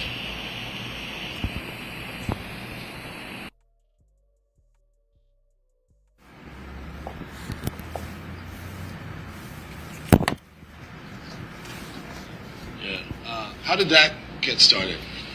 Oh, we had a place called Compton Hydraulics. My brother did, and they used to call up there and ask for lowriders. Who did? All kind of entertainers, movie people, and everything. So that's how, yeah. Called Batman from what's his name, Marcus Houston. Yeah, he called. He used a few of them called. Yeah. And how did you end up in the video? I went up. Well, you know, the crew. Like I never was in no video. I never put myself out there like that. Was it in Orlando in some of the videos too? I feel like I've seen his face in some of the videos. Not that I know of. But you guys started, when you started hanging out with Puffy and going to concerts, and how did that relationship start? He called one night. Who did? Puff called one night and asked us was it cool to come out on the West Coast for his concerts. Yeah. And so then he came. The first concert we went to was in Irvine at the Summer Jam. And then Suge was there. When they got off the stage, when Biggie didn't perform, Suge asked me how did I know them guys. And I seen he was kind of getting jealous then because Biggie had a hot record back then. Had a One More Chance. And that was the hottest thing going on right there. So how did you get on stage with those guys? I knew some New York people that knew them. New York guys. Yeah. So you were on stage? Yeah. Doing the performance? Yes, I was on stage with them, yeah. I wanted to ask you how that works, because they call you guys up to see if it's okay to come to LA. What does that mean? For some of us who don't understand, No, hold on. Yeah. No, he would call to see if it was cool to come out to LA because he was scared of Suge. And they had a beef, some shit started in Atlanta or something. So did you guys offer him security? Is that how it went down, or? No, we ain't no security guards. You know what I'm saying? No, we just went to the concerts with him. I guess he was trying to be slick because we were Crips and his enemies are Bloods. You know what I'm saying? I guess he was being smart. But me and Suge was friends, so I used to go to parties. Everything was Suge. Me and Suge at parties and all that. Clubs, all that. So at that point, it was still cool. Yeah, you still talked to Suge, no problem. You still talked to, you hung out with Puffy's people, no problem. Yeah, no problem. Yeah. When did it become a problem? I guess when that guy, Big J, got killed in Atlanta. Tell me about that. The word on the street was his Puffy bodyguard killed him. Yeah, out there in Atlanta at a party or something. And then, I want to understand how, Puffy is afraid that Suge's going to do something, so he calls you guys out, right? No, he was having a tour that year, that BET tour, and he was just shit. I guess he was paranoid, scared. He's like, I guess he used the Crips. You know what I'm saying? That's, so he just called and asked, can we come to the concert? Did you guys have a good time with him? Oh, yeah, it was cool. Had a nice time. All right, so let's go through all the stuff we talked about last time. How many times did you meet Puffy? How many times have I met Puffy? Yeah. Shit, I can't remember. It was so many times I can't remember. Was there a specific time and place where you guys talked about him being scared? Greenbacks. on Sunset. What happened there? Shit, you know, you eat upstairs at the deli, and you order your food downstairs. So me and them went downstairs and ordered a couple of champagne bottles, and we talked about it then. What did he say? What did he say? Shit, he was just scared of the guy. Shit. That's all. Did he ask you to do something for him? Shit. Not really. Yeah. But,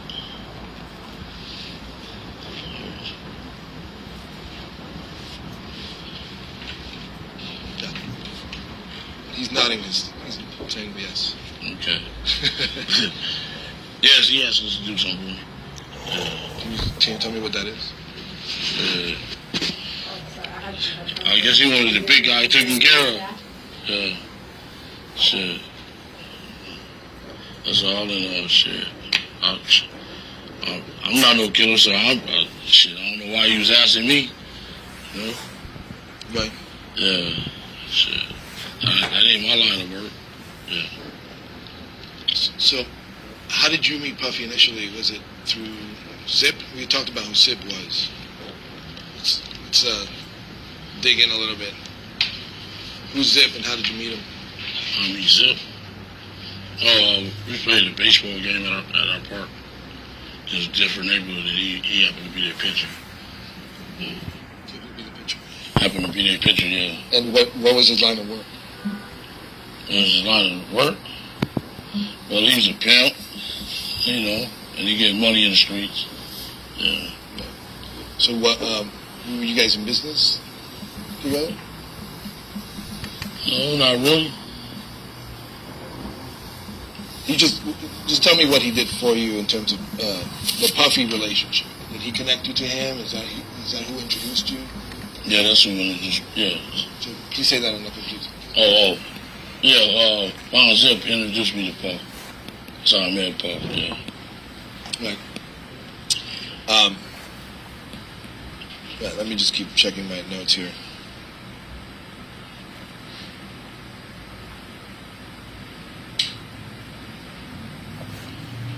So once you knew what Puff wanted, did you look for an opportunity to,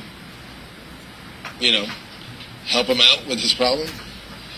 Oh no, sir. I didn't need the money. I was well off my damn self. Matter of fact, he was just starting out, so my pockets was fatter than his. Okay. Tell me about your life during that time. Like, what were you? You're pulling in a lot of money, right? Yes. Yeah. Paint a picture of what that looks like. Like, what was it? How much money were you bringing in? How large were you living? Do I got to say that? Give an idea. You don't have to be like super specific to the dollar amount. Just give me a sense of it. About 4.2, 4 million, 31, yeah. It wasn't honest though. Yeah. How much did you keep? About 20%. Yeah. So that's how much I was making. Yeah. So to you, the money didn't matter. Yeah. When things got hot in Vegas, and we'll talk a little bit more about that, but when things got hot in Vegas, was it about the money?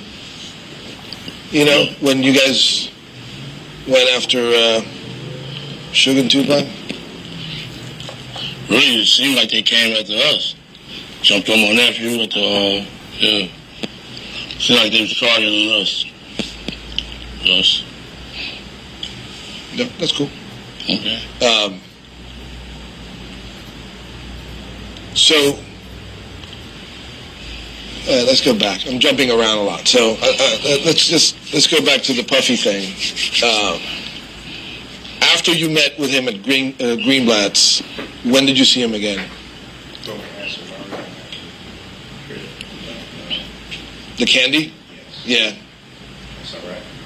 He can hear the candy going. Okay. All right. Either swallow it or spit it out. Okay. So after you met him at Greenglass, did you see him again? After that? Yeah. Yeah, I seen him a few concerts and stuff like that. Yeah. And was he still concerned about the beef with Trip? No, not really. Shit, he had about 50 crips with him. Shit. And he hired some Navy SEALs too. So goddamn, I was like, damn. Yeah. So just tell me the beginning of that. So Puffy wasn't afraid because? Oh, Puffy wasn't afraid because he had 50 crips with him. And plus he had about 10 Navy SEAls in the room. Shit. Right. Yeah. So,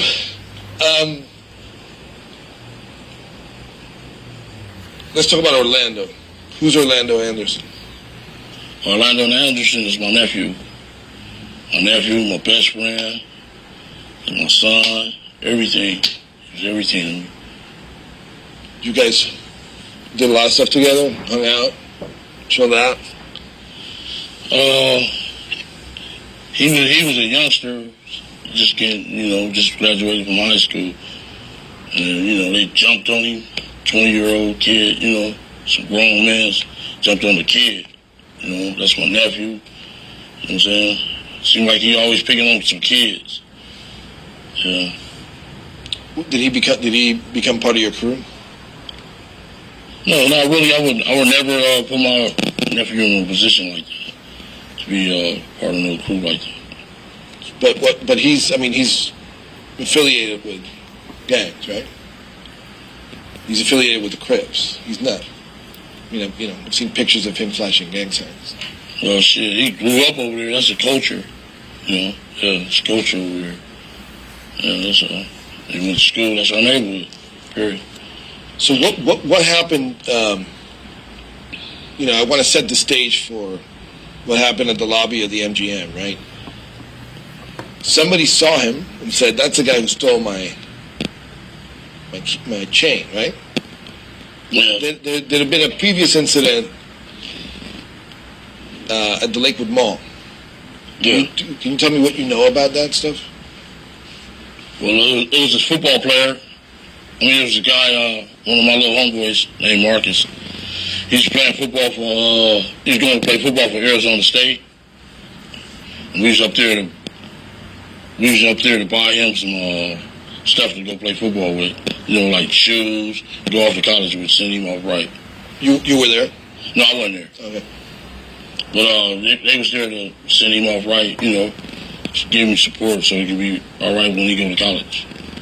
It just so happened he rented 3 of the death row guys, and he was there by himself. And they was bird dogging him, talking shit to him. Death row, mob, pyro, and all that. So shit, he jumped off.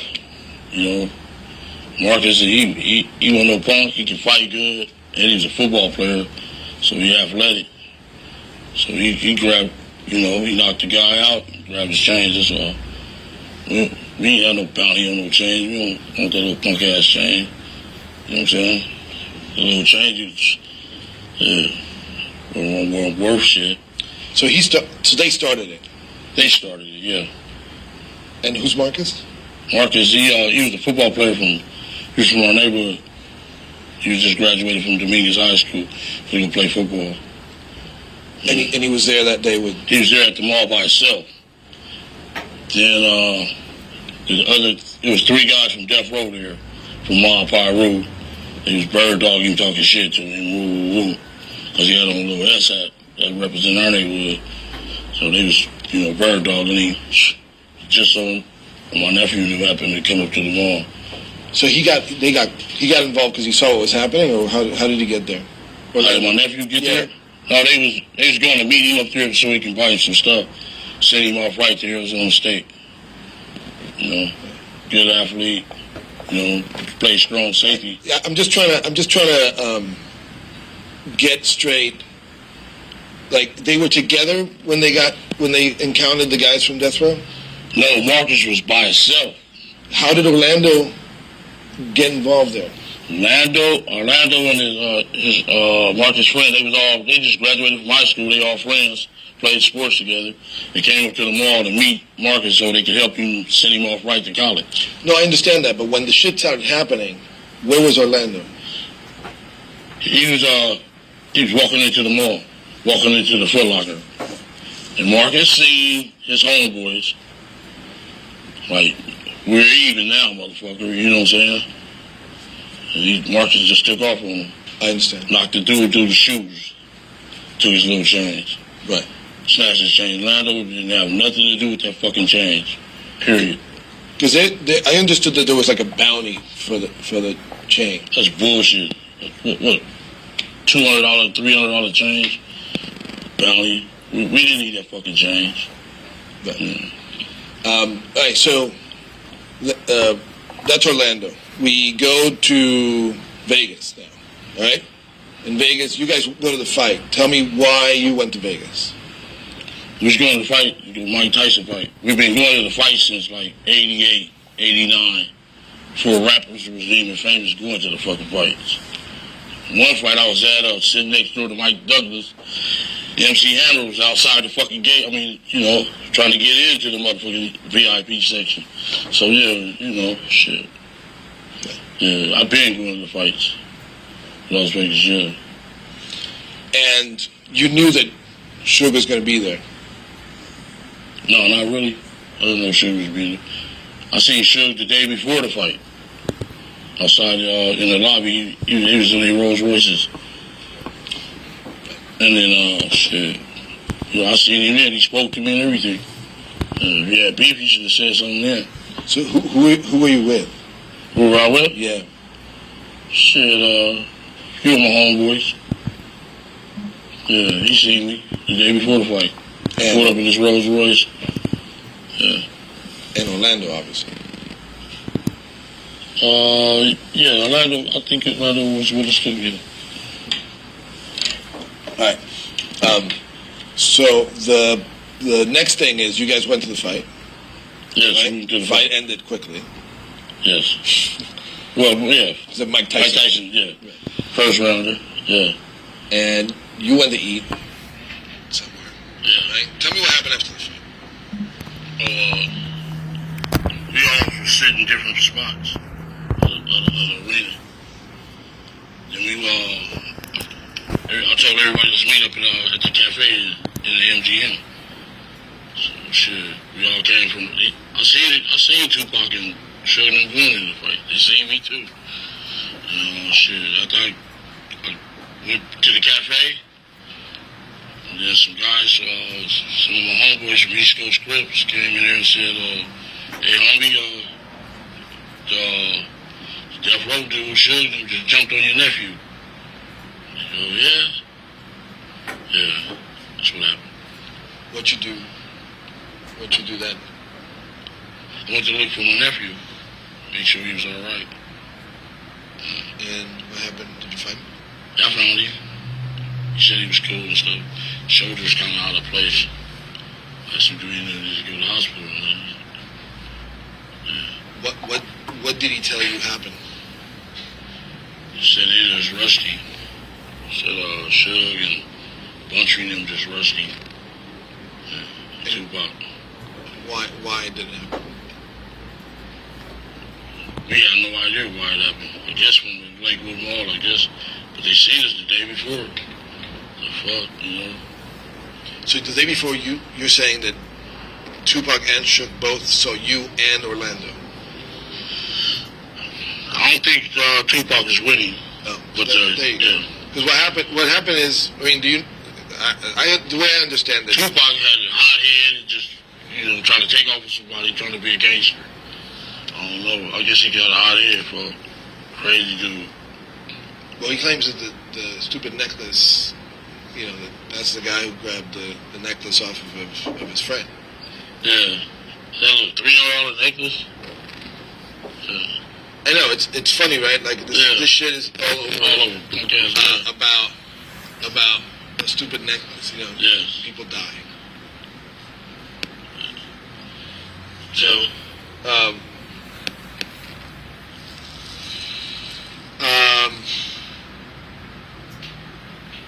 happened after that? What happened after that? Yeah. Shit, went to the parking lot. Got our cars. And, had a little meeting. And our little homie said they gonna have a concert at the 662 Club. So I was just confront him and ask him why would he jump on my nephew. You know what I'm saying? I understand. And then, what was the? Just tell me what the little conference was about. You had a little meeting. What's that? You said you had a little meeting. What was that meeting about? No, we just going to the 662 Club to see do Pac want to get out. You know what I'm saying? Since we friends, me and Shug friends, I just want to see do Pac want to get out. Because I'm quite sure my nephew would knock his ass out. So my nephew athlete, brother. Okay. And then what happened? You guys went off. Tell me, with as much detail as you can remember, what happened after that? Okay, yeah, it was like this been like 20 years ago almost. I'll tell you as much as I can. So we went to the store. We went to the 662 Club. Waited there about an hour. They never show up. So we left. Started, we were going to go party. So we went and brought some champagne, case of champagne. Wait, let's take it step by step. So you went to 662 to look for them, and they never showed. No, we went to see what it was about. You know what I'm saying? I wanted to talk to Shug. Because, you know, I've been knowing him since I was 9 years old, shit. Plus, I helped him get his record business going, shit. You know what I'm saying? You know, bite the hand and feed you. You know, shit. But so you went into the club and he wasn't there. No, I never went into the club. I just went in the back where they was gonna come in. Probably a good stopping point. Okay. I can go another 3 or 4 minutes. Well, like JEA just said, there was a mix-up with the food, so we're looking at about 15 more minutes. Okay. But I can also give them their break and then bring it in 15 minutes. Get you just a natural stopping point and we'll break. Good. So this is it? This is it. Okay. All right. We'll take our lunch break now. During this recess, you are admonished not to talk or converse amongst yourselves or with anyone else on any subject connected to the trial, or read, watch, or listen to any report or commentary on the trial of any person connected with this case by any medium of information, including without limitation, newspaper, television, the internet, and radio, or form or express any opinion on any subject connected with the trial until the case is submitted to you. We'll have you guys back here at 1:30. Please rise to the jury. Okay, this is what we gonna do. Hold on.